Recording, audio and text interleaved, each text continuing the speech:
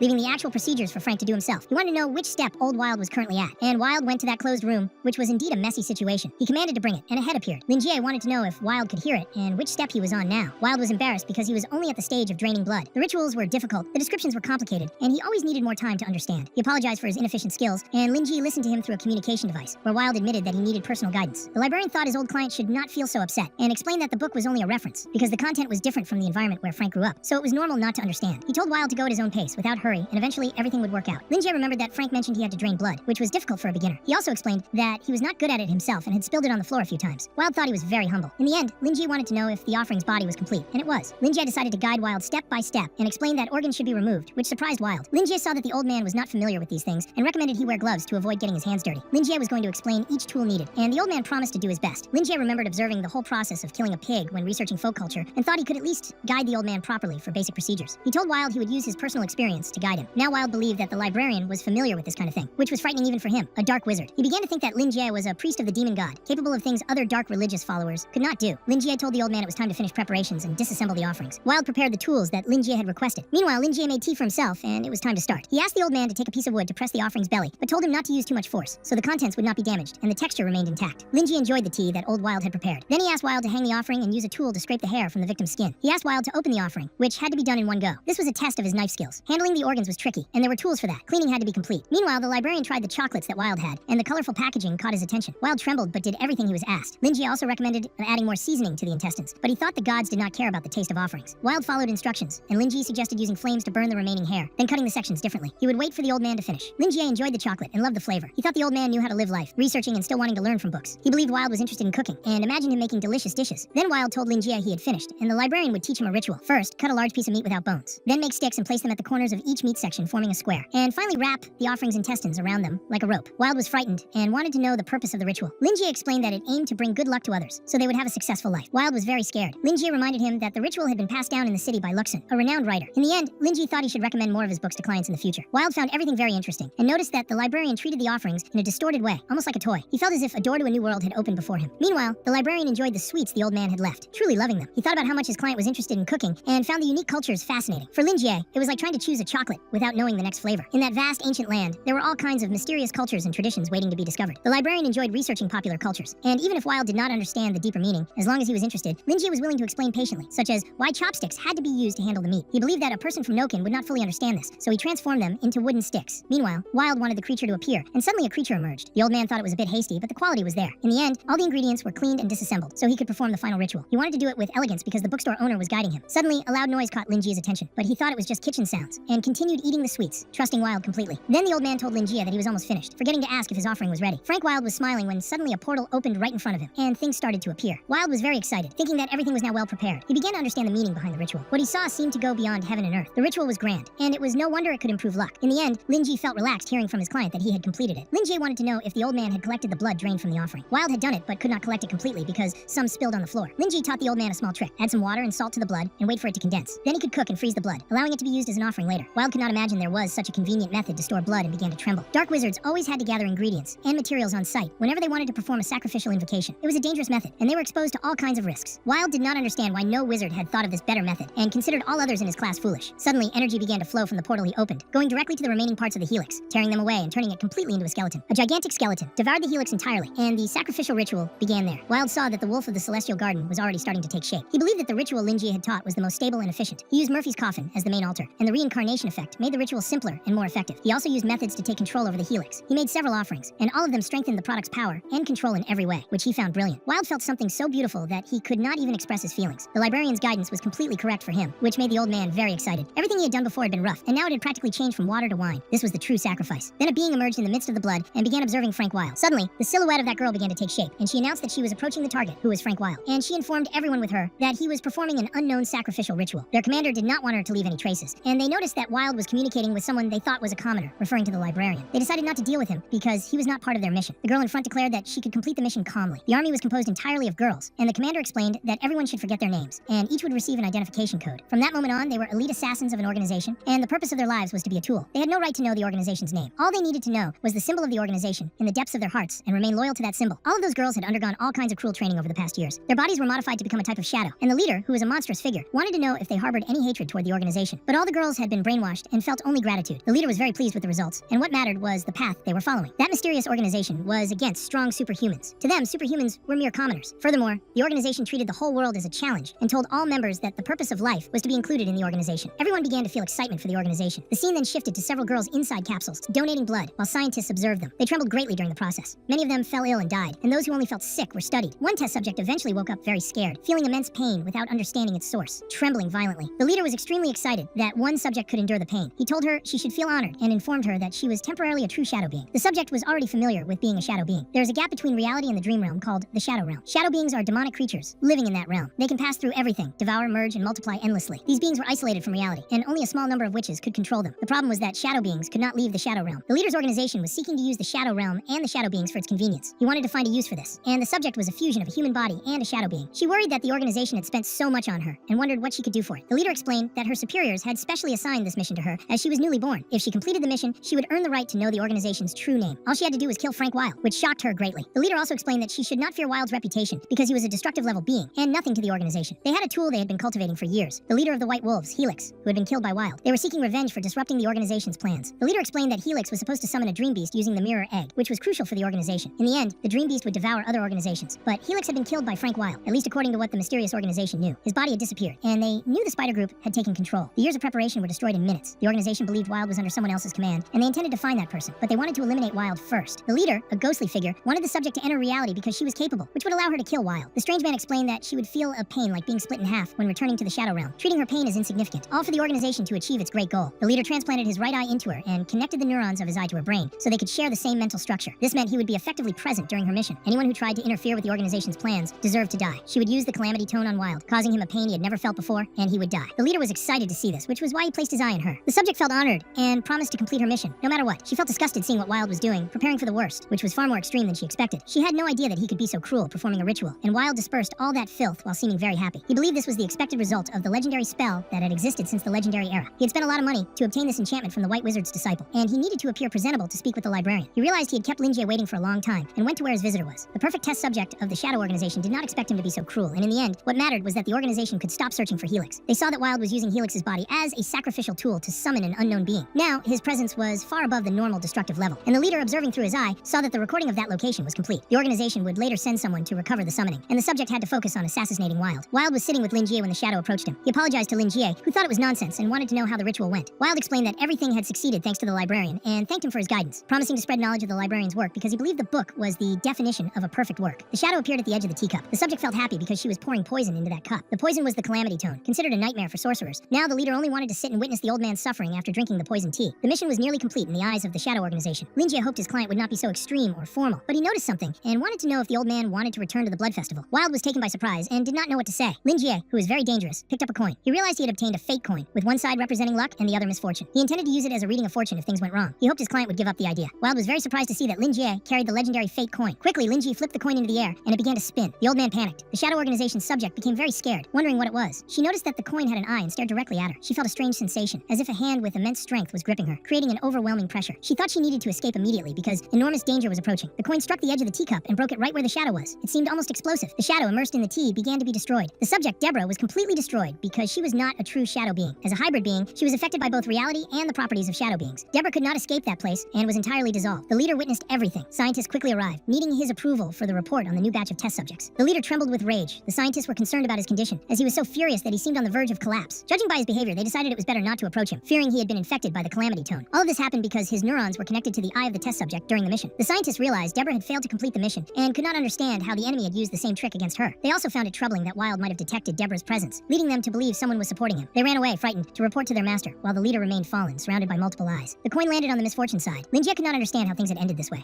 He believed his client would be angry that the teacup had been broken. Wilde stared at the cup on the ground, thinking he imagined things. He saw the shadow in the water, struggling, then disappearing. He realized he lacked the level to detect such things, which required a divine level being. Shadow beings exist on those higher levels. Finally, Wilde thanked his mentor for having read his books when he was young, which had given him some experience. He remembered 40 years ago, when he wanted to become a professional dark wizard without disappointing his mentor. He tried to learn all kinds of knowledge, no matter how complex, and eventually discovered records about the shadow realm. He learned that it was a gap between reality and the dream world, and the beings there are called shadow beings. Humans knew nothing beyond that, and they did not know whether there were specific patterns regarding the shapes of these creatures. Since the creatures could not leave the shadow realms, it was extremely difficult for anyone to conduct a complete study. In the present, Wilde could not imagine seeing something that even his mentor's occult books could not describe. Somehow he sensed that a special poison was mixed into the reaction of the ether. Someone had enhanced the drink using shadow beings, and Wilde was lucky that the librarian was there to help him. Otherwise, he would have been in great danger. He believed that Lin Jie knew everything and had come to save him, even guiding him through the ritual. In reality, the librarian was trembling and worried that his client might be angry with him, while the old man believed that Lin Jie was the only deity he should follow and trust for his entire life, as a servant or perhaps a subordinate. Having already been saved by the librarian twice, the old man wanted to show his deep gratitude for Lin Jie's deeds, but did not know how. Meanwhile, the librarian felt that his client was looking directly into his soul and began to think that the teacup was extremely valuable. Wilde was also curious because the shadow realm and reality should not be connected, and he could not understand how a shadow being could be affected by the poison in the drink. He also thought he smelled a faint scent of blood coming from the shadow, which seemed impossible because shadow beings do not have flesh to produce the smell of blood. He began to imagine that there was some kind of fusion. As a dark wizard, he had never performed this kind of experiment because of how dangerous and wild wild these beings were, and he believed whoever did the experiment had forgotten this. He considered that the person responsible was playing with life carelessly, without concern for elegance. Yet he also found it very creative, because it could be extremely effective for assassinations. Over the past years, there had been numerous cases of high-level superhumans being assassinated without leaving any trace. He began to believe that these shadow beings were responsible and thought he now understood the true identity of those called shadow assassins. He picked up a knife and touched the ground, wanting to gather ether. This was a ritual knife, important for a dark wizard. He intended to store and analyze the remaining poison in the drink, which would help him understand it. He saw that it contained the infamous calamity tone, knowing that contact with it caused the victim extreme oppression before death, a terrible way to die. So much cruelty toward Frank made him believe that Wilde should be the top priority target at that moment. He immediately thought of Joseph, his main enemy, but believed that Joseph did not have the intellect to do something like this and would not use such a cruel method. The only thing Wilde saw in his mind was guidance over Helix, the White Wolves, and the Red Cult, using Helix's coffin and corpse for a ritual. It could not have been the remnants of those two organizations attempting an assassination like this. He also believed that the assassin was not a simple target, and that some faction-like organization was controlling everything from the shadows. The old man decided it was better to be careful from now on. It was unfortunate because the fate of that shadow assassin changed the moment Lin Ji had flipped the fake coin, causing the shadow assassin to lose consciousness. Wilde thought he could capture the shadow assassin and interrogate him, but also considered that the librarian might find it unnecessary, believing he was in control of the whole situation. Lin Ji remained desperate. He had not imagined that the coin he flipped would hit the teacup. He only wanted it to land on misfortune so he could ask his client not to act, but everything went completely out of control. The more he thought, the more desperate he became. Looking at his client, he could see that Wilde was still angry. He tried to explain, clarifying that it was just an accident. In the end, he picked up his coin and asked his client to forget about it. He was willing to try again. Before flipping the coin, he informed the old man that his friend Joseph had found traces of him in District 52 and was looking for him. He wanted to know if Wilde still intended to avoid his friend. Wilde explained that it was only a matter of time, and that when the right moment came, he could reveal everything Joseph had done to him years ago. Lin Jie began to believe that Wilde was still angry with Joseph. The main point was that he managed to change the subject and tried to make his client reconsider. Being happy was the most important thing as a human. In the end, the old man did not think the librarian was wrong. He just wanted Joseph not to look for him, and he would not pursue Joseph either. Finally, Wilde understood that Lin Ji did not want to lose his client, and in the end, Joseph had given him the sword, which was used to summon Candela. Wilde was not the origin of this, but he believed that the Tower of the Secret Instrument could have discovered his tracks, and he thought he would find Joseph sooner or later. When Lin Ji was about to ask a question to his client, Wilde simply stomped his foot on the ground, giving the librarian a big scare, and then apologized to Lin Ji for making him wait so long. Now he wanted to show what he had achieved and promised not to disappoint Lin Ji. Lin Ji was obviously confused, and suddenly the scene changed. A bizarre creature appeared, which was a wolf with 4 eyes, and this wolf was fighting another creature. Lin Ji heard a wild sound behind the door, and he found it very strange. He got goosebumps just from hearing it, and wondered if his client had hidden some kind of beast on the other side of the door. Then the door opened, and a fluffy creature appeared. Lin Ji could not believe it. It was a husky, and the librarian was surprised that the dog emitted such an imposing aura. He observed every detail of the dog. Its mouth panted continuously, its thick tail kept moving, and its eyes were fixed, showing that the dog was a bit stubborn. It seemed that the husky wanted to demolish the place. Lin Ji thought this was great, because he could claim that it was the best among divine beasts. This husky was not normal. It was slightly larger than a common husky. It looked like a wolf and could obviously intimidate anyone. Lin Ji remembered that the dogs trained in Siberia were an ancient breed and resembled wolves. In many films, huskies were used to play the role of wolves. He then asked his client if this was the reward he had received from District 52. Wilde confirmed, and in the end, he believed the librarian was satisfied with his creation. Wilde thought the creature was extraordinary. He saw it as a dreamlike beast, very elegant, overflowing with strength, and having a very strong and concentrated spatial power, like a black hole containing enormous energy. Frank Wilde believed that this was the true wolf of the Garden of Heaven, a hunter of the dream realm, who usually hid in the past, relatively far from the present time, and was capable of moving freely through time and space. If it sensed something interesting, it would chase it until it caught its prey, and it was very persistent. Wilde thought this was his most successful creation, and felt grateful for Lin Jia's guidance. He also noticed that the wolf of the Garden of Heaven was at the same level as him, but because it had just been created, its powers were not yet at their maximum, and it needed to feed to reach its peak. Frank Wilde also needed to use his ether to make a spiritual contract with the wolf. He did not waste time and tried to form a contract with the wolf, making the wolf start serving him. During the process, the wolf began to tremble. Wilde wanted the wolf to recognize him as its master, linking their souls, and suddenly, something happened. Wilde had just finished the enchantment, and the contract was successfully completed. Wilde began to suspect that the contract was going too well, and thought that the wolf might not be that strong. He also believed the reason was that Lin Jie was nearby. Seeing the wolf tremble, Frank thought the creature was terrified by the presence of the librarian. The dream beast, feared by many, was terrified of Lin Jie, and in the end, all the wolf wanted was to run away. But in reality, Lin Jie only wanted to play with the wolf, which, to him, looked like a dog. Wilde immediately tried to calm the dream beast, explaining that Lin Jie was someone it would serve and would not harm the wolf. All the wolf needed to do was be loyal. At the same time, Wilde found it frightening that the creature behaved this way, but he was sure that Lin Jie would always be its master. Lin Jie felt calmer, thinking that Joseph had been mistaken, and Wilde went to District 52 to take in a stray dog. The librarian had a feeling that the husky belonged to someone who might have been in the great explosion that happened in District 52. In the end, the husky had a happy ending by finding Wilde. Lin Jie thought he was not far from the truth. During this period, his client joined the Blood Festival to help criminals find the meaning of life. He practically created a fairy tale in his mind, imagining that the old man now had a much better life. His perspective was distorted, just like others living in Noken. Lin Jie now did not know if he should really stop his client because he saw that things were going well with Frank Wilde. He believed that if he stopped now, it might affect the old man's trust. He did not want to ruin the old man's mood just as it was starting to improve. Suddenly, the huge dog began to growl, which scared the librarian a little. Frank tried to calm the wolf and held it. Lin Jie was surprised that the old man could hold the strength of a husky alone. Now he understood how the old man could go to his bookstore alone, and he believed that the old man had no trouble protecting himself. The name Wilde had given to the wolf was Greedy, and he ordered it not to move. Seeing how the wolf was acting defenseless for a moment, Lin Jie could not resist and went to pet the wolf. After touching it, the husky seemed to feel as if it had lost its soul. Lin Jie thought the name Greedy was very cute and kept petting the dog. Wilde thought the name was suitable. Lin Jie continued to pet the dog, thinking it was very gentle, while Greedy was terrified, staring at his face. Lin Jie seemed to enjoy giving attention to the beast, which became completely submissive to him. The librarian also thought that his client had a keen eye and that the dog would make a great pet. Wilde appreciated the compliment compliment and, in the end, thought that Linjie was the only one who could consider the wolf from the Celestial Garden as a pet. Then the librarian asked Greedy to give him its paw. Greedy became extremely angry at being treated like a dog, but could do nothing and did not dare to resist. It was completely hopeless and simply accepted whatever the librarian did. Linjie asked for the paw again, and Greedy obeyed. The problem was that he kept asking repeatedly, and Greedy just followed until he asked the dog to roll over. Greedy did everything Linjie wanted. Linjie began to think that the dog had been trained before. He praised the dog, but noticed it had a slightly big belly and was eating a bit too much. He even pretended he wanted to bite the dog's belly. The wolf from the Celestial Garden became terrified, hoping his master would save him at that moment, while Wild pretended nothing was happening and even avoided looking at the dog. Wild only wanted Greedy to endure it because it would end soon. Linjie shone with excitement and promised to continue giving the dog lots of attention, which left Greedy completely scared. In the end, Greedy seemed unable to take it anymore, but the librarian grew tired too. He had insisted for so long because he had not touched an animal in 3 years since arriving there. He also thought the husky was quite large and could protect his client, but he considered that feeding such a big dog would be very expensive. He wanted to know if the offerings Wild had prepared earlier included food for the husky. Frank confirmed. Linjie could not believe that his client had placed meat directly in front of the husky, as he had worked hard to prepare it. Frank explained that the offerings were meant for the dog anyway. Linjie understood and realized that Wild had researched husky habits before deciding to take in the dog. This was good because he had worried that the old man might not get along with the dog. In the end, he returned to what mattered, the Blood Festival organization, clarifying to the old man that it was not a normal organization and that he had only seen parts of it. Since Wild insisted on going, Linjie thought it best to take Greedy along. The librarian also thought it was wise to contact Joseph for help, as he and his disciple were investigating the Blood Festival. Wild was momentarily shocked. Linjie noticed that his client was reluctant to contact Joseph and decided to give more advice. He remembered that Wild had said he received invitations from a group of nobodies who played every day. He believed that the people in the Blood Festival organization were idle during their free time. However, Joseph had clarified to the librarian that the organization was criminal and very dangerous. He remembered clearly the call he had with Claude and heard about a real war there. This made Linjie believe that the organization's recruitment was well disguised. As for his client being invited, he thought it was because Frank was a linguist. They needed a professional to decipher or translate something. He did not see a big problem with this, but he knew that caution was always necessary. At this point, the dog trembled a lot, and the atmosphere was pure drama between it and its master. Wild said he understood and thanked the librarian for the reminder, promising to be careful. He knew that things would become dangerous, at least more than they already were, since he had just joined the organization and already had a shadow assassin coming after him. He speculated that the shadow assassin might have been sent because he had attracted Helix to his sacrifice ritual. He had also made the White Wolves and the Red Cult fight each other, which caused the person responsible for the mirror egg to think things were not going his way. So he sent a shadow assassin after Wild. Another reason could be that the Blood Festival discovered that he joined them with a different purpose in mind and preferred to get rid of him immediately. Wild thought both assumptions were not contradictory. He thought that perhaps the Blood Festival was controlling everything from the shadows. Since the Rain Egg incident, the Blood Festival organization was active again, and this was one of the pieces of evidence. Even so, it was still mere speculation. Linjie had spoken about it, showing that the old man's speculation was not wrong, and the librarian constantly reminded himself that he should be cautious in everything he did. He realized that his enemy was much stronger than he had expected, and that attempts to kill him could happen again. So he had to be well prepared. Now he knew that Joseph was investigating the Blood Festival, which meant that the Tower of the Secret Instrument was paying close attention to the festival. He could make good use of this, and fully understood what the librarian wanted to convey to him. Frank Wild thought that Linjie was advising him to take advantage of everything. Once he caused chaos in the Blood Festival and his clients fell into disorder, he could spread news to people in the Tower of the Secret Instrument, so they would handle it. Then they would fight each other, and Wild could take advantage of the situation, even discovering who was behind everything. He thought that the librarian had relentless wisdom to have such a cruel plan and shivered just thinking about it. His admiration only grew as he realized that the librarian had seen through his plans. The hatred between him and Joseph was deep-rooted, and at some point they would meet, but he wanted to use Joseph in some way and should forget him for a moment. So he made it clear to Linjie that he would take the dog with him next time and did not want to disappoint the librarian, who was very happy with this decision. He did not want to lose his client and also appreciated that Wild was trying to bring more clients to him, but he wanted the old man to prioritize his own safety. Frank Wild assured the librarian of this. Linjie picked up the coin and stared at it for a moment. He wanted to do another reading using the lucky coin. Linjie actually wanted to make the old man feel more confident, believing that he could not fail twice in the same place. Frank Wild pretended that everything was fine, but in reality, he was starting to get used to the librarian's strange actions. He knew the rumors that the coin of destiny was something even a normal superhuman could not handle. It could change someone's fate, which made the requirements for using it extremely strict. First, a great deal of time had to be spent preparing the altar to offer to the goddess of destiny. Then, a large number of clients had to be gathered to chant the spell with their supernatural powers. This could only be done after a long period of sincere prayers. Using it also consumed a large amount of instant power, and there were moments when it could even exhaust the user. If the user was unlucky, they could be weakened or even die immediately. The coin had always been one of the forbidden rules among the world of superhumans. Linjie was tossing it as if it were a toy. Wild did not see it that way and began to think that the librarian really was the god of destiny. Linjie tossed the coin and caught it in the air. He opened his hand, and the coin's face showed luck. He thought the old man would have a very good journey and wished him all the best. He also said that when he returned to the bookstore, he would meet his new assistant. Then the scene changed to Lua, who informed her boss that she had cleaned the main hall, but no one was there. She had forgotten that her boss had gone out, and the hall was spacious and silent. She felt an unsettling sensation and just wanted her boss to come back. Suddenly, the scene shifted to a girl rejecting a young man, explaining that her heart already belonged to someone else. She excused him, saying he was a good man and would find a woman who suited him. His name was Bryke, and like any man with a broken heart, he was in disbelief for a moment. In the rain, he tried to understand what had happened. As any man with a broken heart, he cried like a newborn baby and, suffering from unrequited love, decided to go to a bar the next night. The problem was that there were couples in love at the bar. He got really drunk and tried to vent all his anger at the fact that the couples were bothering him. The big issue was that he went to the bar on Valentine's Day, so he kept ordering more and more drinks. It was the place where he could drown his sorrows, because even his workplace now caused him harm. The girl who had rejected him was named Mary, and he needed money, so he decided to work extra time to help forget his unrequited love. Then he remembered his work and saw Caroline with Claude, who was tired, but managed to finish the documents his mentor had sent him at the last minute. Caroline was willing to massage his shoulders to relieve his fatigue, but he did not want to bother her. However, she wanted a fair exchange. When she felt tired, he could massage her shoulders in return. Claude felt completely under her control and eventually agreed. She massaged him and realized she was very good at it, and he did not disagree. Caroline Caroline gradually discovered Claude's weak points, like his collarbone, and explained that she was anxious for her presentation the next day, where he promised to do his best. Bright could not believe that even Claude had managed to get someone, and it was the #1 beauty of the tower. He preferred to forget about that. Mary had already taken his heart, and all he could do was drink to warm what remained. He thought he would never fall in love with anyone else for the rest of his life, but suddenly he saw the blonde waitress at that bar passing by, and immediately felt captivated by her because she was very beautiful and smelled nice. Another waitress quickly brought him another mug of drink, and he was grateful, but he wanted to be introduced to the beautiful waitress because he had never seen her before. The bar owner told Bright that the girl's name was Sifi Rose, and that she was there to help him for a few days. He did not know many personal details about her, and did not want to ask, but he liked her personality because she could handle the customers very easily. He even considered hiring her full-time if she wanted. Bright thought her name was very beautiful, and decided it would be better to introduce himself. But as he was about to talk to Rose, a loud explosion occurred in the bar. No one understood what was happening. A huge man appeared, and Bright felt relieved at being away from the Central Police, but the man was holding an elderly woman hostage. He wanted no one to move and demanded all the money or valuable things they had, threatening everyone's lives. The customers realized it was a robbery, and chaos quickly spread through the place. Bright could not believe he was in the bar when something like this was happening. He believed that the man would not hesitate to use his skills in front of ordinary people, and the regular police could do nothing against him. The worst part was that Bright was an administrative worker at the Secret Instrument Tower and had no combat experience. He thought he should contact his colleagues. Suddenly, the man looked at Rose and Bright. The waitress seemed like a treasure, and the poor girl was terrified. Bright saw that the robber had his eyes on Rose and felt he needed to take a risk. Quickly, he drank a glass in one go to gain courage and told the big man to stay still. He basically challenged the robber to come to him if he had the courage, making it clear that while he was there, the robber would not touch a single hair on her head. However, he was quickly hit in the face and fell to the ground. Rose called Bright by his name, and the robber became very angry because Bright seemed like a parrot in his ear. Another waitress asked everyone to seek help because Bright was bleeding, but he was not seriously injured. He was mainly worried that the robber might do something to Rose. The large man started moving closer to Rose, and Bright wanted to understand how Rose knew his name. Rose asked the robber to stop hurting innocent people and to release the elderly woman, promising to do what he wanted. She did not care if she died there if he refused to listen. The robber agreed and let the elderly woman go. He grabbed Rose by the arm and thought it was lucky to meet someone like her on Valentine's Day and wanted to take a closer look. He had never seen a woman as beautiful as her until Rose suddenly grabbed his hand forcefully and angrily. She saw that he had advanced too far, and she thought he might entertain her. With a very determined and almost psychopathic demeanor, she wanted to see if he would enjoy himself. Suddenly, she kicked him in the face hard, wanting the robber to go to hell. She quickly took the communicator and reported that she had taken down the target. She then removed the wig and explained that the Central Police were conducting an operation, asking everyone not to panic. In the end, it was not Rose, but Claude disguised as a waitress. He informed everyone that he was a first-grade inspector of the Central Police and assured that the Central Police would cover all losses caused by the operation. Bright was shocked that his colleague was disguised as a waitress, and not only him, but also the robber could not believe that the little blonde girl was actually a man. The elderly woman even gave him a look of moral support, just to warn the robber. Claude went to Bright and offered him a bottle, apologizing for dragging him into the operation and asking if he was okay. The bottle had actually been sent by the bar owner as a thank you for Bright's bravery in facing the criminal. Bright felt he did not need any reward because he had only done what he should. However, Claude also did not understand why his colleague would be drinking in a bar on a day like that. Bright felt embarrassed and explained he just felt like drinking, trying to shift the blame to Claude, who was dressed that way. Claude explained that to capture Gablin, the Central Police placed several undercover officers in nearby shops. They even considered using female officers, but they were somewhat unusual for the role and unwilling. Bright thought Claude had been very professional to manage something like that. In the end, Claude just wanted Bright to understand why he was dressed that way and preferred to keep it a secret because it was embarrassing. Bright did not want Claude to worry and promised that he would forget about it. In the end, he was shocked because he found Claude attractive dressed as a woman. Bright even considered inviting Claude for a drink, but Caroline arrived. She was looking for Claude and apologized for making him wait, thinking it was a coincidence to find Bright there. Claude also apologized to Bright and said they could meet later, explaining to Caroline that he was finishing his work and had not waited long. She asked if everything had gone well, and Claude confirmed that it had. In the end, Bright stayed nearby, watching the two of them talk. Suddenly, Claude's communicator started ringing. Bright answered it, and it was Joseph, asking if Claude had finished the mission. After receiving confirmation, Joseph wanted Claude to return to do overtime because of important and urgent documents, which surprised Caroline, who was having a moment with him. Claude did not want to fail, and asked Joseph to leave it for later because he was busy. Joseph commented that it seemed like everyone had decided to take a day off at the same time. Bright did not want his pupil to complain or do the overtime himself. He quickly apologized to Caroline, who was understanding because it was not something Claude did by choice. Claude apologized again, explaining that he did not have much control over the situation and would make it up to her another day. Bright watched everything with wide eyes, holding the bottle so tightly that it began to crack. He quickly stood up and went to them, taking Claude's communicator and drinking the entire bottle in one go. He told Joseph that Claude had an important matter to handle and could not help, also mentioning that he had Claude's communication device at that moment and could do the overtime work in his place. Joseph was confused because he did not know who was speaking. Meanwhile, Caroline and Claude were very shocked by Bright's sudden action. Bright made it clear that his colleague would not be working when he was having a good moment. He also wanted them to be affectionate with each other, and both of them were extremely embarrassed. Bright then left, saying he would do the overtime, while Claude worried about whether his friend was physically ready to handle the extra work. Caroline wondered if it was really a romantic date, and Claude felt very embarrassed, trying to avoid the situation, and clarified that he had never thought of anything improper. Caroline thought Claude was foolish for not taking initiative, and believed they should thank Bright later. Awkwardly, she told Claude that since he had made plans for their evening, he should not waste all his effort, and should continue with it. Claude understood, complimented her outfit, and they tried to touch each other's hands, while Bright ran faster than a sprinter. The bar waitress, who had been worried about Bright, turned out to be a girl who was interested in him, and he had not noticed. The scene shifts to Lua, who was alone in the bookstore, believing there would be no customers that day. Having cleaned the bookstore and arranged the books, she did not know what else to do before her boss returned. She remembered that her boss had said if she continued learning, he could become much stronger, and she knew she had a long way to go. All she could think about was improving herself in some way. She quickly picked up the box she had received from Gigi Jishu, and, having studied materials related to it, believed she could now break the seal with her own strength. She began to decipher the runic seal and identify the first and second circuits. All the secret keys were unlocked, and she truly succeeded, though she felt exhausted. She imagined her boss arriving and gently patting her head for breaking the seal and showing progress. Feeling very sleepy from fatigue, she fell asleep. In her dream, she was startled by the mother of the moon and sun, realizing she had taken a nap during class time. She thought the moon was not happy to see her and understood that she felt lonely being alone in the bookstore, missing her her boss. The girl tried to hide it, pretending she did not miss him, but the mother of the moon and sun could see through it. Lua wondered about the outfit while Purgis was wearing, and while Purgis was only wearing it based on the description the girl had given about her boss during a lecture. She had never seen the real outfit, and added some details. Lua thought it looked a little different because it was not as tight as when her boss wore it, but it still looked cool, while Purgis was happy with the compliment. In the end, she told the girl that she had already delivered the dreamlike landscape to her. From that moment, Lua became Walpurgis's disciple, and her original power would be given eventually to fulfill the promise they had made to destroy the false moon. Walpurgis would also teach her everything she knew about the Dome Church. The Dome Church was currently the most renowned religion there. They were also a superhuman organization composed of the Pope, the Saint, the Apostle, the Evangelist, the Father, the Priest, and the Sisters. Their positions and status were ranked within the organization, and there was only one Pope who was appointed by the Oracle. The Saints represented the light and darkness of the moon, and they were responsible for transmitting the Oracle's messages. There were 7 apostles appointed according to the phases of the moon: new moon, crescent moon, gibbous moon, full moon, waxing crescent, waning, and Cheshire. Each phase had its own advantages and powers. The task of wandering the world was given to the Evangelist, who spread the beliefs of the Dome Church. Walpurgis explained that the work was not very different from that of a priest. In the end, Walpurgis asked the girl if she knew why an evangelist had a higher status than the father within the church. Lua explained that it was because they were superhumans with amplified combat powers, while the father specialized in healing abilities. Walpurgis then patted her head, happy that she answered correctly. She thought the girl was very intelligent, and if she continued like this, she would make her boss very proud. Lua never forgot what her boss said and felt happy about it. Walpurgis saw that the girl became very happy with just a compliment and thought she was very cute. In the end, the church prioritized combat over children, and the superiors considered the fathers as only subproducts who had lost part of their function, which is why they were sent to spread religion among the common people. Since the priests and sisters were weaker superhumans, they could have the numbers, but they were mostly ignored or neglected by the superiors. Most of these people were the purest and most innocent. Walpurgis clarified that these were the people they should try to recruit in the future. The scene then shifts to a sister using holy water to stop evil from invading nearby villages. The children were very happy, and the sister only wanted to help those who had lost their way. The joy of those children was enough for the sisters. They encouraged the children to become fathers of the church in the future to help the needy. The sister was also a little affectionate with the boy because she thought he had very ambitious goals for his age. She patted him and asked him not to forget the feelings he had at that moment. The boy was very embarrassed because she was very close to him and felt soft like a pillow. She asked him to always keep his heart full of the desire to do good deeds, and if he ever felt lost, he should pray to the moon, and she would guide him. Then the blue-haired sister named Marie left with her fellow sisters. One of them reminded her that Marie had a boyfriend named Branko, and Marie was extremely embarrassed, not understanding why they were bringing this up. In the end, the sisters felt a little jealous of Marie's popularity and began recalling her flaws. She got so angry that she punched the sister who was talking too much. Even so, the conversation eventually changed topic. The girl who was punched thought she should recommend Father Vincent because he did good work. She also thought he was very handsome, especially his eyes, which looked like the sky and calmed anyone who looked directly at him. However, Marie was fed up with the conversation and tried to remind the sisters that Vincent could still appear young, but he was already in his 40s, so they should focus on their work. The girls were very scared because Vincent was right in front of them and accidentally bumped into Marie. She picked up what he had dropped and was very startled by his appearance. Vincent was not feeling well and apologized to Marie, explaining that he was a little lost in thought and still had other matters to handle later. He apologized again and left alone. They did not understand why he seemed so exhausted. They had never seen him like that. Marie thought that his divine will had been consumed by something evil that shook his heart and beliefs. She felt a bad premonition after seeing him and feared that something important might happen to the church in the near future. The scene then shifts. Vincent had gone to confess his sins to the apostle. He was on the stairs, having left the 7th District Church a few days ago, and was back asking for forgiveness for his sins. Even when he came there, nothing was happening. He knew there could only be believers of the moon inside the church, and any abnormalities had to be rejected and destroyed. Still, nothing happened with the Sacred Sun Bible, leaving him with confused feelings. He used to be proud when looking at the church and also respectful, but now he was there with more questions in his heart. He could only trust the path shown to him by the bookstore owner. He entered the church, and both the people guiding him and Vincent himself had their eyes covered. The warmth he felt was like moonlight shining on him. He felt unable to look at the moon and kept his blindfold for that reason. He had many doubts now. The followers respected their gods, but could not look at their god, which felt strange to Vincent. They believed in the moon, called it, but still could not see it, and he did not know if they were truly worshipping the real moon. Then, he sensed something that put him on high alert. The book began to burn. It was happening again, and Vincent felt that he needed to calm himself. He asked the person assigned to guide him to the apostle whether they should not be going to the confessional because it seemed they were heading toward the prayer room. The guide noticed that it was the first time this priest had asked to confess directly to an apostle, and explained that within the church, the confessional was a place meant for common people. Only respected priests were allowed to access places that commoners were not permitted to enter. Vincent looked worried, and the guide tried to reassure him, explaining that confessing sins directly to superiors was more common than he thought. He showed Vincent where he needed to go and explained that all he had to do was report everything honestly. The priest then entered the room, and there stood the apostle Vanessa. Vincent felt a warm and peaceful presence in his heart. Believing it to be the effect of Vanessa's authority, he asked her to bless him and stated that he wished to confess his sins. Vanessa asked what his sins were and told him not to worry, explaining that what mattered was that he was aware of his mistakes and wished to correct them. She said that the moon would tolerate and forgive him, bringing peace and silence, and that all his sins would be forgiven. This speech felt very familiar to Vincent because he had used the same words many times with believers, and now he was hearing them directed at himself. It made him feel something strange, but he believed this was not the moment to dwell on that feeling. He needed to suppress those emotions and focus on his confession. Just as the bookstore owner had told him, he should not show any sign of hesitation. He needed to report all abnormalities to avoid suspicion. All he had to do was follow the script, so he explained to Vanessa that he had been feeling very uncomfortable lately, though he did not fully understand why. Vincent said that he was often frustrated and unable to calm down to meditate. His body would start trembling. He had difficulty breathing, and he had also been hearing things recently. Vanessa quickly tried to stop him, explaining that this kind of situation was not very sinful. She believed he only needed rest, but Vincent asked her to let him finish speaking. He thought that all of this was happening because he had been busy lately, but the situation was far more serious than he had imagined. He began recalling more details and clarified that the most important part was that he had seen the moon in his hallucinations, and that was his sin. Apostle Vanessa was shocked by this revelation and immediately asked him to stay calm. She wanted to be sure that he had truly seen the moon, but Vincent explained that what he had seen in his dreams was something he had never seen in his life before. He began to sweat and explained that everything indicated it was the moon, reflected clearly in water. He asked her what he should do. Vanessa told him told him not to worry and said that everything was fine, treating it as if it were merely his imagination and not the real moon. She touched his forehead and asked if she was correct in that assumption. She declared that all he needed was rest. Suddenly, Vincent felt something, and Vanessa thought he might be one of the candidates who had been assigned the sacred moon brain. She explained that if he felt uncomfortable, he should use it more, and over time, he might begin to understand its effects. If he felt that his faith was not strong enough, he should guide his belief toward the protection of the moon. Vincent began to tremble, thanked the apostle for her guidance, completed his prayers, and then left the place. Vanessa called a servant and ordered him to check Vincent's records to see if any abnormal events had occurred recently. The servant carried a small crystal sphere inside a case. The scene then shifts to Vincent, who felt that it had been a close call. Based on how Vanessa handled the situation, she did not suspect him. He was aware that rumors were circulating, and he had heard about the personality of the newly anointed seventh apostle. The previous apostle of the Cheshire Moon had died while fighting the invasion of the Dream Beast. Because of that, the saint and the pope anointed a new seventh apostle from among the evangelists, and that person was Vanessa. The procedure Vanessa underwent to become an apostle was simpler than usual. Apostles normally trained their successors, and Vanessa had already been a servant and assistant to the former Cheshire Moon apostle, which was why she was chosen for the position. Vincent had also heard that Vanessa's personality was terrible, that she was vengeful and extremely forceful. He knew that her gentle and kind behavior was merely an act for followers and subordinates. The main reason was the authority she inherited as the apostle of the Cheshire Moon, known as the Domain of Silence. This authority allowed her to affect those around her, making them feel peace and silence deep within their hearts. It also caused weak-willed individuals to submit directly to her. The most frightening aspect was that Vanessa could freeze ether across a wide area, rendering it ineffective and useless. It was a powerful silence spell with a large radius, effectively a lethal weapon. Vincent believed that if Vanessa had discovered even the slightest suspicion of betrayal in his heart, she would have ordered her men to seal the confession room, and he would have lost his life there. In the end, Vanessa had not done that and still tried to comfort him. Vincent was only deceiving himself because he thought she would investigate him, and he believed she was just reporting everything out of fear. He also thought there was something really wrong with the Holy Moon's brain because of how Vanessa had reacted to him. He believed that other people in the church were going through the same thing, not just him. At the moment he had responded to Vanessa, the Domain of Silence had been activated, and she was making him obey her. She did not imagine that when she touched him after activating her authority, the Holy Sun Bible hidden in his clothes would absorb the ether. Because of this, he regained consciousness after being absent for a brief moment, and he believed everything was as it should be, exactly how Lin Jie wanted. He also thought that the librarian was correct, and that they may have been deceived for a long time, but he still could not free himself from his past self for now. He did not know what he should do, and asked himself whether he should tell the truth to everyone else. He did not know if he had the strength to face the consequences if he did. Vincent's mind was a mess, and he went to the nearby lodging to spend the night and think about it the next day. He knew he should act with caution since Vanessa had not suspected him. The scene changed to Vanessa handling the sphere that the servant had brought. She believed that the reason Vincent was having abnormal symptoms from the Holy Moon's brain was due to his high compatibility with the moon. Because of this, his senses would increase to a very high level, and he could see the moon, which was a normal symptom. She only thought she should be careful and ensure no one else discovered his abnormal behavior. She dismissed the servant called Hymen, and she continued looking at the small sphere in her hand. Suddenly, she threw the sphere. Most lower-level priests in the church did not know that the sacred emblem had been fused with a part of a person's soul. It was not only the best means to cast spells with the moon's power, but also an observation tool for the superiors. Once someone passed the cleansing and held the sacred emblem, they would be included as an observation target, and every movement they made would be watched by the superiors. The church preserved the wax used to mold the sacred emblem, and because the material had unique properties, it could maintain a mysterious connection with the emblem. She could burn the wax and observe the past that the target had experienced from the perspective of the sacred emblem. Since Vincent was the real mystery for her, she would observe his movements much more strictly. Quickly, she wanted to see what he had experienced in the past. She activated the observation, and it felt like she was in a deep void, seeing Vincent's past. She saw him reciting scriptures for his followers, and since there was nothing abnormal there, she decided to go further. She saw him talking with other worshippers and participating in her coronation ceremony. She also saw him accepting tasks to remove evil and meeting with other priests. These were just visions of Vincent's daily life, and she saw no abnormalities until she saw the last request Vincent had accepted, which was from Colin, who believed Lin Jie was an evil spirit, and asked Vincent to perform an exorcism on it. Vanessa saw the bookstore from the outside, and it appeared normal and old. She began to think she was overthinking, believing that maybe Vincent had consumed a lot of the Holy Moon's brain, and the effects were much stronger on him, causing something like this to happen. She thought that if she asked him to consume more a few more times, it might balance the effect after a long period. Then she saw a blurry image after entering the bookstore and was very scared by what she saw. She believed there was no way to confuse herself about the person sitting behind the reception desk. She saw Lin Jie with a completely terrifying appearance. She wanted to understand exactly what she was seeing. She thought Lin Jie was not human, as he appeared like an unknown dark shadow with a human silhouette. Vanessa was very frightened, seeing the whole scene and trying to understand what was happening. She saw Vincent suddenly talking to that dark shadow, and to Vanessa, he seemed to be enjoying himself, and maybe did not realize how abnormal the situation was. This was impossible because he had become a priest, and should have suspected something. Vanessa started trembling and believed the shadow with a human silhouette was giving some kind of warning. With Vincent screaming in her vision, she also felt affected. She saw that the bookstore seemed normal on the outside, but was actually a terrifying demon nest. This was very frightening for her. She believed that the priest obviously felt the presence of these demonic beings, which is why he could not hold back the scream. But Vanessa believed that up until that moment, Vincent had not realized what kind of creature he was facing, referring to the shadow with a human silhouette. She began to bleed and thought that this was not good because she would die if she continued watching. She needed to fight it and believed it was some kind of illusion spell. She trembled violently and quickly activated her authority. It was as if many creatures were surrounding her. Vanessa soon became desperate and confused, with several tentacles moving toward her. She started being completely enveloped by the tentacles and trembled violently. While seeing Lin Jie's silhouette approaching Vincent, her desperation became increasingly evident. She could not breathe and was suffocating, unable even to call for help. Then Lin Jie began to approach her, and she begged for him not to come closer. As he approached in her vision, there was an endless void as deep as an abyss, making her twist and writhe without stopping. Just like the galaxies in the universe, the chaos twisted as if it could expand at any moment, with no form pouring from that human silhouette. She trembled violently and tried to break free. She wanted to understand what on earth it was. She tried to fool herself into thinking that everything she was seeing was nothing, and that the moon was protecting her, because otherwise she would have already gone insane or lost consciousness. She also saw that Vincent, even feeling fear, could converse with that shadow normally. She wanted to understand how Vincent had such strong mental control. She had no idea what they were talking about. It was as if an unknown force was distorting their conversation so she could not understand. But she was sure that the priest had obtained some kind of information and became agitated. She saw the shadow with a human silhouette give a book to Vincent, and she could not understand it because the book made her feel a desire she had never felt before. She wanted to see the title of the book, and suddenly she returned to reality, falling to the ground with her hands. She trembled violently and saw that her authority had been activated, so she began to vomit. She was shocked by what she had just seen. She felt that a filthy existence was contaminating her mind and consciousness. Everything she had seen was repeating in her mind, trying to make her lose her pure faith. She wanted to know if the shadow with a human silhouette was a nightmare beast, an ancient demon, or perhaps some kind of god demon from another realm. She wanted to try to stop recalling those memories. She reminded herself that she should follow the pure moon with all her honesty and wanted to ask forgiveness from the moon, wanting to end all the pain and suffering she had felt, seeking peace and tranquility in her soul. She realized that her heart had finally calmed. She believed that Vincent must have noticed something and was sent there to test her. She thought he still had the book and felt a small desire for it, which made Vanessa uncomfortable. She needed to do something about this, so she asked the moon spirit to go and ask Hyman to see her. The scene then shifted to Vanessa sitting on her throne, with Hyman bowing to hear the apostle's order. Vanessa suspected that Vincent had betrayed his faith in the moon, being enchanted by an abnormal existence, or even the presence of a god demon, and had become a minion. Obviously, the church could not tolerate a filthy traitor among them. She wanted Hyman to get rid of Vincent for her, and she also asked him to bring the book that Vincent had. She also asked him not to disappoint her, and quickly removed her blindfold, making it clear that he should leave no trace and commit no mistakes. Hyman was surprised, and she clarified that when he completed the task, she would definitely reward him. Immediately, Hyman began to cry, and trembling, he touched her feet, making it clear that he felt honored. He kissed Vanessa's feet and promised to complete the mission, because being loyal to her was the greatest honor of his life. He behaved almost like a puppy before Vanessa, doing everything for the church, the moon, and Vanessa, not caring if he had to risk his life to accomplish it. Hyman then left to complete the mission, while Vanessa went to the communication room where the water mirror was, touching her feet to the ground. From there, she was able to communicate with the Pope, who wanted to know what problem she was facing. Vanessa explained to the Pope that she was there to report an abnormal situation occurring in the church of the 7th District. The scene shifted to Vincent, who was kneeling, but it was not working, and he could not enter that meditative state again. He believed it was because his faith in the moon was no longer fully loyal in the depths of his heart. He began to tremble, and when he was about to leave through the door, he believed it was not the right moment yet, and that he should have done it sooner. He decided he would think later about how to deal with the church until Hyman found him. Hyman did not know if he should kill the priest immediately. He stayed on the other side of the door, thinking he should wait and make his best move when Vincent was asleep. He did not want to leave any obstacle for Vanessa, and treated Vincent as if he were truly a traitor, eager for him to go to bed, so everything could end quickly. Later that night, Vincent lay in bed, and as he fell asleep, a voice appeared, asking him to wake up. Vincent woke up startled, wondering who was there. He realized he had woken in the dream world, and knew where he was. He also thought the place was very beautiful, until he saw a person floating in the air wearing a mask, who began to speak to him. It was Linji's assistant, declaring that he was the chosen one, and that he had finally arrived. Vincent was very confused, not understanding what it meant. He immediately thought of Linji, believing that if he had been chosen for something, it might be because of the Holy Sun Bible he had received from the librarian. He was uncertain about everything, and felt that the young woman in front of him had just learned what to say, speaking in a rigid way. He also felt a familiar sensation coming from her, and believed he had seen her somewhere before. Then he quickly remembered seeing her in the bookstore. At the same time, he was shocked to see her forming a miniature sun in her hands, showing an extreme contrast between the moon and the sun. The sun was basically infinite energy, radiating vitality, while the moon emitted peace and calmed the soul. He saw that both had their own energy and emitted a sense of infinitely growing power. For Vincent, it was completely different from the divine power of the moon that he knew. It would have been better if he had nothing to compare it to, but now that he did, he felt as if the divine power of the moon in his body was emitting a cold, damp sensation, like a moldy place. He wanted to know exactly who she was. He wondered if this was the girl's dreamscape, but the moon clarified that he did not need to know her name for now. She explained that this was her territory, and that he had been summoned to this place because they had a mutual enemy. Regarding her identity, she made it clear that he would feel the answer in his heart. Vincent was soon surprised and believed that the only possibility was the moon outside. There were two moons, one in front of him and the other followed by the church. One of them was real and the other fake. To recover the authority of being genuine, it would be necessary to expose the disguise of the false one. He believed he might be seeing the true moon goddess in front of him. He was shocked because it was not just the sun and the moon, but the entire night sky seemed under her control. He did not expect the myth of the origin to be real, but he thought he should not care about that and focus only on the sun. With trembling hands, he approached the sun and could not believe what he was seeing. There was a strong desire in his heart, something he could not suppress with his consciousness. He wanted to take the sun for himself. Leah explained that the reason she had summoned him there was to give him the sun, and that it was the sun's core. With it, he would be able to wield the sun's power, and the core would help him become a new sun in the end. She warned him that there was no turning back. Vincent could barely control himself with the core in his hands, as if some form of power was guiding his body. He could not resist, and only wanted to grab the sun in his hands. He made it clear to the girl that he would remember this, and thanked her, calling her Walpurgis. The moon was very confused at that moment. Vincent then broke the sun's core with his hands, and immediately felt a surge of energy. At that moment, he transformed into the true sun, emitting endless heat and light. Hyman was inside his room, thinking it was his moment to act, and quickly grabbed a knife. He was very happy to do something for Vanessa in the church, but when he tried to make Vincent say goodbye to his life, the sun's energy simply would not let the knife pass. A strong glow appeared, and when Hyman tried to attack, he could not understand what was happening. Suddenly, the divine power of the moon ignited, and Hyman burned until he became a skeleton almost instantly. Before dying, he only wished that Vanessa could forgive him. Vanessa, sitting on her throne, felt that Hyman had died and was surprised. A servant then arrived, blindfolded, and informed Vanessa that Hyman's vitality had disappeared. She believed that Vincent was hiding some kind of power, and thought that Hyman was useless for dying over the target. She would need to find another servant. The servant in front of her was called Jessica, and Vanessa believed that Jessica was perfectly suited to take on this role. Then Vanessa summoned Jessica as her new servant. Jessica felt that this was very sudden, and believed she was not capable of taking on such an important role. Vanessa immediately wanted to know if the girl was unwilling. As Jessica was overwhelmed by Vanessa's authority, she made it clear that it would be an honor. She quickly knelt down, stating that she was willing to die for Vanessa and serve her for the rest of her life. She approached Vanessa, touched her feet, and made it clear that Vanessa could do whatever she wanted with her, even step on her. Vanessa became thoughtful because she did not imagine that Vincent could be capable of killing Hyman. She believed that Hyman must have made a mistake during the process. She then ordered Jessica to inform everyone to search for the traitor who killed her servant and eliminate him immediately. The scene shifted to Vincent opening his eyes. He was very frightened by the dream and felt extreme heat. Then he saw a burning body beside him and became terrified. He had no idea what had happened until he saw Hyman's name on the knife and remembered the servant of the apostle of the Cheshire Moon. This shocked him deeply. flee. Soon, people began screaming outside, calling for help and believing that an enemy attack had caused the fire. Everyone started working to put out the fire. Some tried to extinguish the flames, while others tried to find who was responsible for starting it. Vincent trembled intensely from the situation. He had no idea what he could do and tried to piece everything together. He felt that he had been a forced victim dragged into a church conspiracy. Right after he tested his superiors by reporting the abnormal symptoms he was experiencing, a fire broke out where he lived, and the servant of the apostle was lying dead in his room. The clerics outside were shouting that it was an enemy attack. He had the Holy Sun Bible, which was known as an anomaly that brought disasters to those around it. He wondered if he could escape this. Looking at the knife, he felt there was no way out. He threw the knife to the ground because he was alive and the other was dead. This meant he would be implicated, with no way to avoid it. He was sure Vanessa had become suspicious and sent someone to kill him. His only option was to leave. He jumped out the window, making a clean leap and landing on the ground on his knees. Vincent was gasping for breath but could not stop. He heard clerics saying that the enemy had escaped, and suddenly he came face to face with several evangelists. He was terrified, and they quickly accused Vincent of being the criminal who started the fire and killed Hyman. Everyone began chasing him and treating him as an anomaly. He ran desperately, and the evangelists refused to let him escape. Vincent began using his enhancements to gain more speed and endurance to flee, but he was reaching his limit. He believed Vanessa was truly cruel and that the rumors about her were true. She had treated him kindly and tried to comfort him, only to later send an assassin to stab him in the back. He thought everything would have been fine if Hyman had succeeded, because he believed he was just an ordinary priest without status or ability. Now he understood why the evangelists were after him. All of this was because Hyman had died. He believed Vanessa had the support of the entire church, and no matter what he did, he would die anyway. He could not imagine how Vanessa had been able to create such a perfect plan after such a short interaction with him. He did not understand how she was mobilizing so much power to eliminate him. He saw himself as an ant. At the same time, he believed Vanessa was unaware of the Holy Sun Bible, perhaps because of the heat and power the Bible emitted. The flames split apart, allowing him to pass through without being injured. He remembered that Lin Jie had told him to report anything abnormal that happened. He also remembered the young woman he saw in the dream and how she resembled the bookstore assistant. He began to believe that everything was part of Lin Jie's predictions and that the Holy Sun Bible had been given to him to reveal its power. Only then could he explain how he survived Hyman's blade. Suddenly he stumbled and fell to the ground, cutting his forehead. He had been dragged into all of this unwillingly and felt like a pawn who was both lucky and unlucky. In the end, the librarian had predicted Vanessa's actions before everything even happened, and Vincent believed Lin Jie knew the true goal of the entire church. He felt he was in a terrible situation. The evangelists were getting closer and closer, and he could already imagine himself being taken to the guillotine. More than 100 evangelists were chasing him, which was terrifying. Perhaps he would not have survived this long if the fire had not happened, but he still believed this was the end. His heart began to beat extremely fast, and suddenly the Bible started to shine. It felt unreal. The energy was golden and scorching, and it seemed as if a voice from inside was calling to him. He tried to open the Bible, but seeing the evangelist so close, he realized he had no other choice. He began flipping through the pages, as if these were his final seconds of life. The evangelists used blades imbued with the divine power of the moon to suppress the flames, and some of them were frightened by the fire. They believed Vincent had obtained some kind of power to confront them, but they still felt confident in going after him because the entire 7th district was chasing him. And at that moment, they were trying to suppress the flames, thinking in their minds that Vincent was just a normal level man. So they surrounded Vincent and also confirmed that he had no accomplices. Vincent placed his hand on the Holy Bible of the Sun while they gave the order to kill him. And many evangelists exaggeratedly chased after just one man. They used the magic they had mastered, and Vincent believed that he was truly dead, feeling that there was no other option in front of him. Quickly, he opened the Bible, which created an immense flash in front of everyone, and the scriptures flew directly to the head of the priest, who was being treated as a traitor. He felt the power of the book entering his body, but he started to feel overwhelmed and began to feel pain because of it, as if his body was burning. He felt his body transforming like a volcano that could erupt at any moment, but there was no way to relieve it. He felt he had to release that energy as fast as possible because he was at his limit. He simply joined his hands without fully understanding and immediately channeled the energy into his hands. Now he felt his body lighter and also felt joyful, unable to stop laughing. No one understood what he was doing with that scorching fireball in his hands, until one of them, who had a kind of tracker similar to Vegeta's in Dragon Ball Z, noticed that Vincent's level was rising very quickly, and suddenly he reached a destructive power level. The evangelists were shocked and dropped their swords. Their power meters even broke, and everyone began to tremble in front of Vincent's power, thinking he was no longer human. The energy was so dense that it burned Vincent's hands, and he could no longer see anything. He guessed he looked extremely terrible at that moment. He lost his vision, and his eyes were full of scorching white light. His skin cracked and bled, with light leaking through the cracks, but he could still feel the presence of the sun. He wanted everyone to salute the sun, creating an enormous fireball with immense brightness. He threw the fireball there, causing an explosion like a nuclear bomb. The scene shifts to Vanessa, who found it very strange that the evangelists had not sent any news yet. Suddenly, she felt something bizarre and was very scared, not understanding what was happening. She sensed the fluctuation of power at a destructive level and quickly tried to use her authority, but her authority was useless at that moment because the amount of ether was enormous. She wanted to know who the person behind that power was. She immediately thought of Vincent and thought he could not possibly have that much ether, until she remembered the ghostly figure she had seen before, who was actually Lin Ji. After that, she was completely burned, and in the end, the entire church of the 7th district had been annihilated. The scene shifts to moments before everything happened, at the central church. The Pope was listening to Vanessa's explanations. She suspected that a demon god might be residing in the bookstore. She also warned that this demon god had already discovered the problem with the sacred moon brain and was using it to shake the beliefs of the church followers. The Pope revealed that her report was indeed very important to them. The old man's name was Bia Rodney, and he wanted Vanessa to keep an eye on that bookstore. He believed they had to carefully plan the next steps, because he did not expect that the famous librarian was actually a demon god. However, he also believed that the moon was the only true divinity in this world. The rest, who were called gods, were only imitators, and those imitators would be destroyed before the true great divinity. He was certain that nothing could be greater than the great moon in the sky. Still, he believed that they could not underestimate the power of that demon god, and he needed to be eliminated as quickly as possible. Rodney thought about the silver placenta. Rumors said it was the remains of the first generation of saints after the moon was created. The church had been worshipping 2 other sacred relics, the ancient ring and the sleeping sun of the moon. The existence of these items represented belief in the moon itself. He thought that this demon god was trying to create a new belief. Rodney believed that Lin Jie was contacting all kinds of people outside to gather loyal followers, all to strengthen himself. He would use the sacred moon brain to shake the foundation of the church, but that also meant he was not very strong at that moment. For this reason, he hid his identity and acted in the shadows. But the Pope had a card up his sleeve. Vincent's emblem was the reason the librarian's identity was exposed. The first group who had consumed the sacred moon brain had already felt its effects, and soon Soon they would become extreme and have no fear of death. The Pope just wanted a little more time so the test could start soon. He had a bizarre creature on a cushion, and suddenly he realized something. It was midnight, and he saw a bright light shining strongly like the sun. He looked out the window and realized it was coming from the direction of the 7th district. He wanted to know what was happening with Vanessa until he was caught by surprise, because the Cheshire moon phase simply melted and disappeared. The Pope could not understand how this was possible. The moon phases on the staff, which represented the entire church, also represented the symbol of authority. The staff the Pope held could use the power of all the apostles and saints. So if Vanessa died, the authority would return to him. He was surprised that the other side's power was capable of even annihilating the authority of the Cheshire moon. He believed no one could reach that level. He began to tremble, and after touching the staff, his finger simply burned and his blood dripped onto the floor. He wanted to understand what kind of power could burn him like that. That power was also burning the Pope's divine power. A servant appeared, warning that there was a problem, and explaining that the 7th district had been attacked. The suspicion was that Vincent caused the explosion, and they confirmed a total of 233 followers, including Vanessa, were now dead. The woman's name was Cheryl, and she was accompanied by the newly appointed apostle, a boy of 8 years old named Rio. Cheryl informed the Pope that all the districts had been warned, and they had listed Vincent as one of the most wanted, to be hunted with high priority. The Pope could not believe that Vincent had escaped. Cheryl began to tremble and begged for mercy from the Pope, apologizing for not being able to control Vincent during the chaos. Rio was also very scared. In the end, the Pope felt he could not blame her for this. He remembered Vincent as a good boy who had built a good relationship with the priest who had guided him. He also remembered the old priest, who was an honest and loyal follower. The Pope remembered that the priest lived in the slums of the 7th district and wanted Cheryl to visit and talk with the old man. Rio felt worried at that moment. Rodney told Rio that he had just gained his authority and that the mission given to Cheryl was dangerous, and he did not need to join her. He was willing to guide the divine spells of Dio that night, but Rio felt very reluctant about this. Cheryl did not want the boy to hesitate and explained that it was a blessing from the Pope, so Rio went to the Pope, feeling very uncomfortable. The Pope placed his hand on the boy's head and explained that time would be essential for him. He ordered Cheryl to inform Crescent, and if Vincent did not go to meet the old priest, then they should take the priest as a hostage. If Vincent went there, they would catch him that way. The scene suddenly shifts to Vincent, who was very out of breath, but felt relieved for having escaped. However, he still did not know what to do at that moment. He had seen what it was like to use the power that greatly exceeded his ability. It was not just that the power annihilated the entire 7th district, it also awakened the divine power of the moon within him and sealed that power. He did not realize it, but his body had been modified, and before finding answers, he had to endure the pain of his entire body breaking with no time to stop. He had to leave quickly because he was sure the police would block the entire area and issue an arrest warrant against him. Since he was badly injured, he could not run to the bookstore, and now he had no other place to go. He simply leaned against a tree, believing there was a place that would definitely give him peace. The place where he grew up and accepted his purification and entered the church was the small Wren church. He never imagined that the next time he returned, it would be in that way. He wondered what his younger self would think if he saw his appearance at that moment. Soon he remembered when he was playing with his friends as a child, when they would steal fresh apple pies to give to people who were starving. He tried to make his friends understand that they were doing it to help those who needed it the most. Suddenly he was caught by the bearded priest, who explained that he had never heard of a pope who led others to steal. Soon everyone started running and left Vincent alone with the bearded priest. The priest wanted to know if Vincent had played any other tricks recently. Vincent tried to hide everything from the priest until he finally confessed and admitted that he had caused a lot of trouble. He apologized and promised that he would never do those things again. The old man thought it was better to forget the matter and felt glad that Vincent recognized his mistakes and wanted to change. The priest then walked with the boy to apologize to each person. In the end, they forgave the boy because he was with the priest. They asked him not to play such terrible tricks again in the future and told him that he should make up for everyone he had harmed in some way. Even though Vincent was a mischievous child, the old man believed that he still had a kind and pure heart. He asked him to return because Susan had made a creamy vegetable soup. Vincent felt very happy when he heard that and went excitedly to Aunt Susan because he was extremely hungry. The priest made it clear that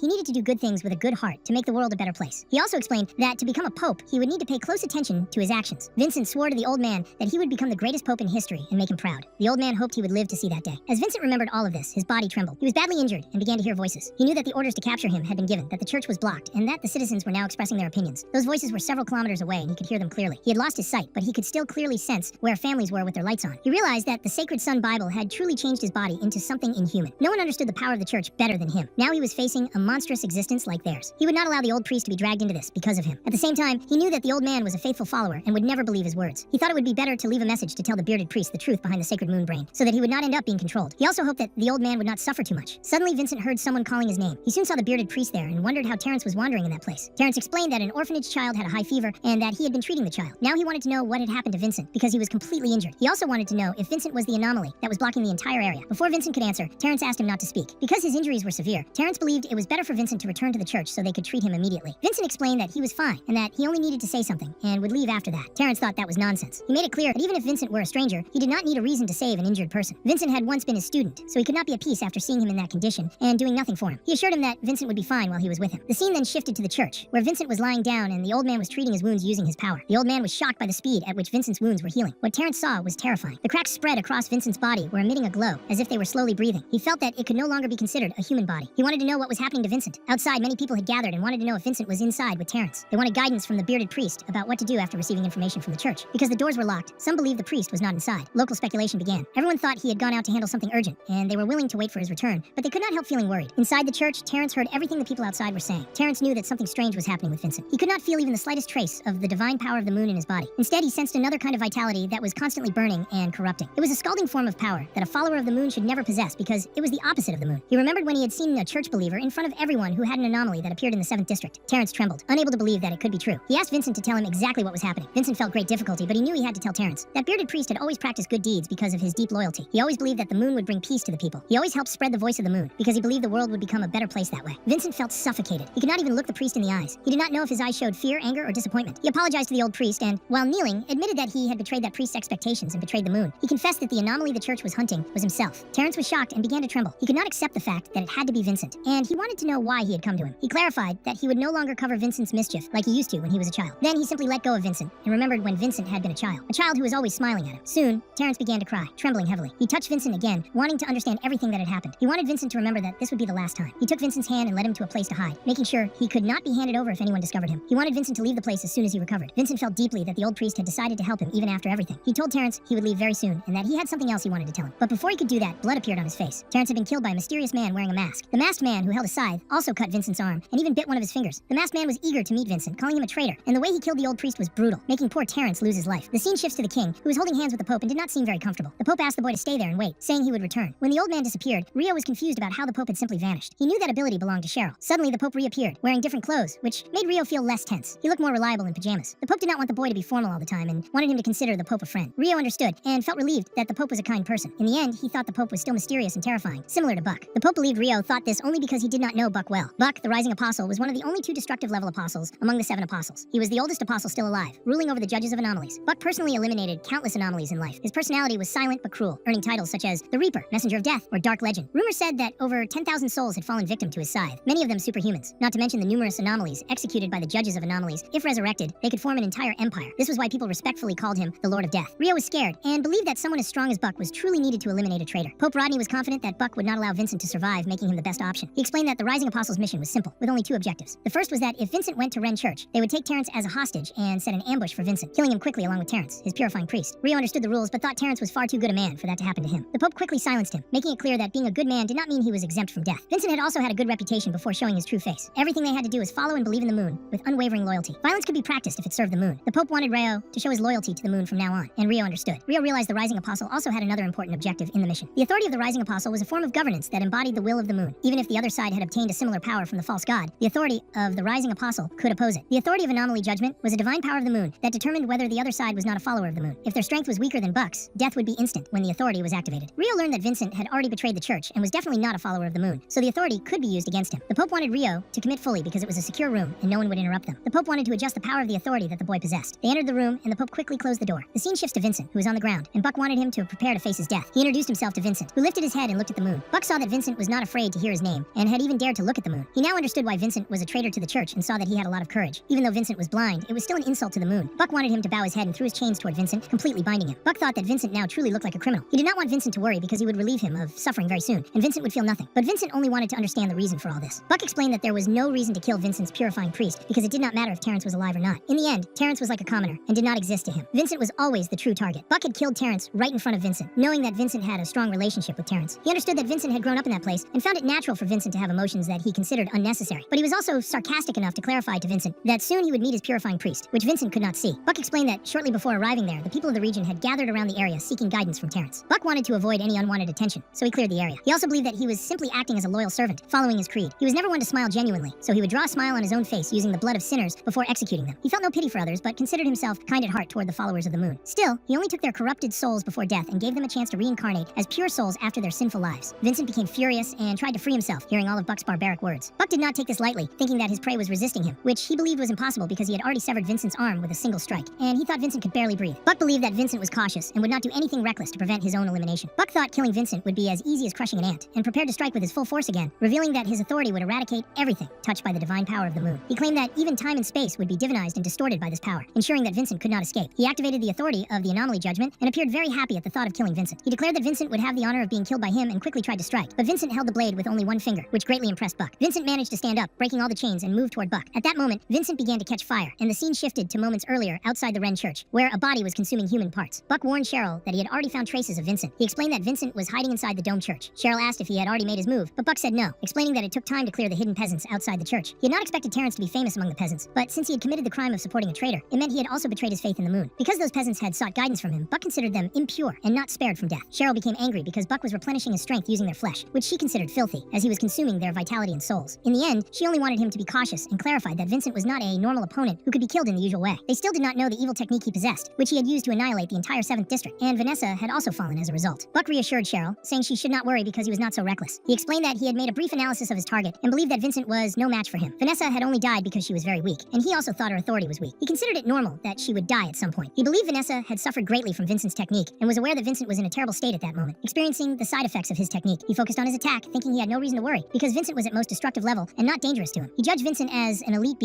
Vincent then caught fire, and Buck could not understand how he could still move. Buck quickly launched his chains, but they simply melted and could not even touch Vincent, leaving him truly surprised. He wanted to understand how the temperature was so high and how powerful his prey had become. Buck realized he needed to distance himself from Vincent. He moved back quickly while lamenting that he had underestimated the technique of the priest treated as a traitor. He now thought he should use the anomaly judgment authority at full force to give Vincent no chance of survival, but he was surprised again when Vincent leaped toward him. Buck could not believe his opponent had the courage to move toward him and stated that he would not submit to a weakling. He tried another attack, swearing he would take Vincent's heart, but Vincent simply shoved his hand into Buck's face, leaving him wide-eyed. Buck could not believe that his authority was not working. Vincent already knew that Buck was wondering why his authority was ineffective. Vincent made it clear that the faith Buck had gained throughout his life existed because the light of the moon was the residual shine of the sun. To prove this, Vincent showed that the divine power of the moon inside Buck's body would ignite instantly by the power of the sun, just like fire spreading when a lighter is dropped into a pool of oil. This meant that the one who would kill Buck was the very moon in which he had placed his faith. As a result, Buck began to catch fire. A strong flash appeared in that place. After that, Vincent took the head of his purifying priest, and the head began to disperse. Vincent started crying tears of magma toward the sky. The scene then shifted to the librarian, who felt a tremor and was confused, unsure if it was an earthquake. He looked out the window and saw a massive flash that he could not understand. He began to believe that there had been another gas explosion, feeling some guilt while observing it. At the same time, he managed to stay calm because he considered himself a kind person and did not want anyone to suspect him again. Despite these being coincidences, there were too many of them, and he just hoped that everyone was safe. Reports of gas explosions had become more frequent, and the media in Noken was worse, speculating that the gas plants were actually secret weapons factories for low resources. The explosions were supposedly tests for new weapons being updated. The executives of low resources were interviewed, claiming that the gas was actually a new form of unstable energy still under research. Instead of giving a clear answer to the public, the central government only wanted to prevent doubts and explained it was just a gas explosion. Linjai thought there was nothing he could do and could only read books. It was a usual time for the librarian to sleep, but he had placed his hands on the books he wanted for his research because of Hood. He did not notice how much time had passed while reading, but he thought the reading at night was truly necessary. He believed the book described the history of the Elven Kingdom very well. The writing style was very different from regular research, and reading it gave Lin Jie a strong sense of excitement. The part he was reading described the history of the last king of the Elven Kingdom, Candela. The entire story in the book was something Lin Jie had seen in his dreams before, and he believed the content of the book was legitimate. He wanted to verify everything he could, though he regretted not having enough time. He also remembered the cosplay Doris had done, realizing that elven culture had been transmitted to Noken. He admired Doris's beauty and clearly liked elves. Lin Jie desired to see the daily life of elves with his own eyes because he was a researcher who loved to conduct this kind of analysis. He felt that reading the book combined legends and historical events. Now he wanted to experience a world like the one the book described. In the previous world, movies and games had partially fulfilled this desire. He lamented that it seemed impossible not to want to experience a fantasy and magical world at least once. However, he decided to stop lamenting and made his notes before sleeping. He reached the part where the dark era began. The book stated that the sun and moon were devoured together by darkness, and the country entered a long night with no light. Lin Jie was confused because the sun and moon were still in the sky. He thought the shadow in the book looked ugly. As he read, he began to believe that the sun and moon represented some kind of god, and it seemed that both were dead. He did not understand if the darkness was another god. There was not enough information to confirm his speculation. From the way it was written, Lin Jie would have to guess many things on his own. He believed that the darkness was not something good. Stretching, he decided to stop reading because he was exhausted. He remembered that Prada would tell him the truth, and all he needed to do was master the art of fencing. He went to sleep a little frustrated for not understanding everything. He had managed to create the draft of his first dream landscape, but he had made no further progress. He thought it was difficult to build something in a dream that was infinitely realistic. Then an idea came to his mind. Perhaps he could reduce the difficulty of constructing a dream landscape if it worked, and it was worth trying. Soon he found himself in the void, and the only thing he could do was walk freely. He could not think of anything, so he invested all the ether he had gathered into the dream landscape. Prada had not said anything about the ether he accumulated. He could even see the form of the ether while in that state. Finally, it was time to test it. He struck his hand on the ground, and a bench appeared quickly. Envelopes and a notebook also appeared. Lin Jie was happy because it worked effectively. He tried to build something realistic, using only what he was familiar with as a test. Quickly, he created a chair and sat in it, feeling extreme comfort. Then he tried to build a familiar ceiling, and succeeded again, gradually creating everything exactly as he imagined, with natural light shining through the windows in front of his desk, and dust dancing in the air. Lin Jie was living a life he had always wanted, remembering every detail. In the end, he successfully recreated, with absolute fidelity, the house where he had lived for more than 20 years. He could even smell the books with a slight musty scent, and missed it dearly. He could not believe it had taken so long to create something so simple, and thought he might have disappointed Prada, who had high expectations for him. But now, he wanted to convince himself that he had succeeded. He also believed it would not be so difficult to build a dream landscape again in the future. He saw a butterfly passing by and picked up a portrait of someone. He considered creating a person in his dream, but realized it was not a good idea. The portrait was of him much younger with his grandfather.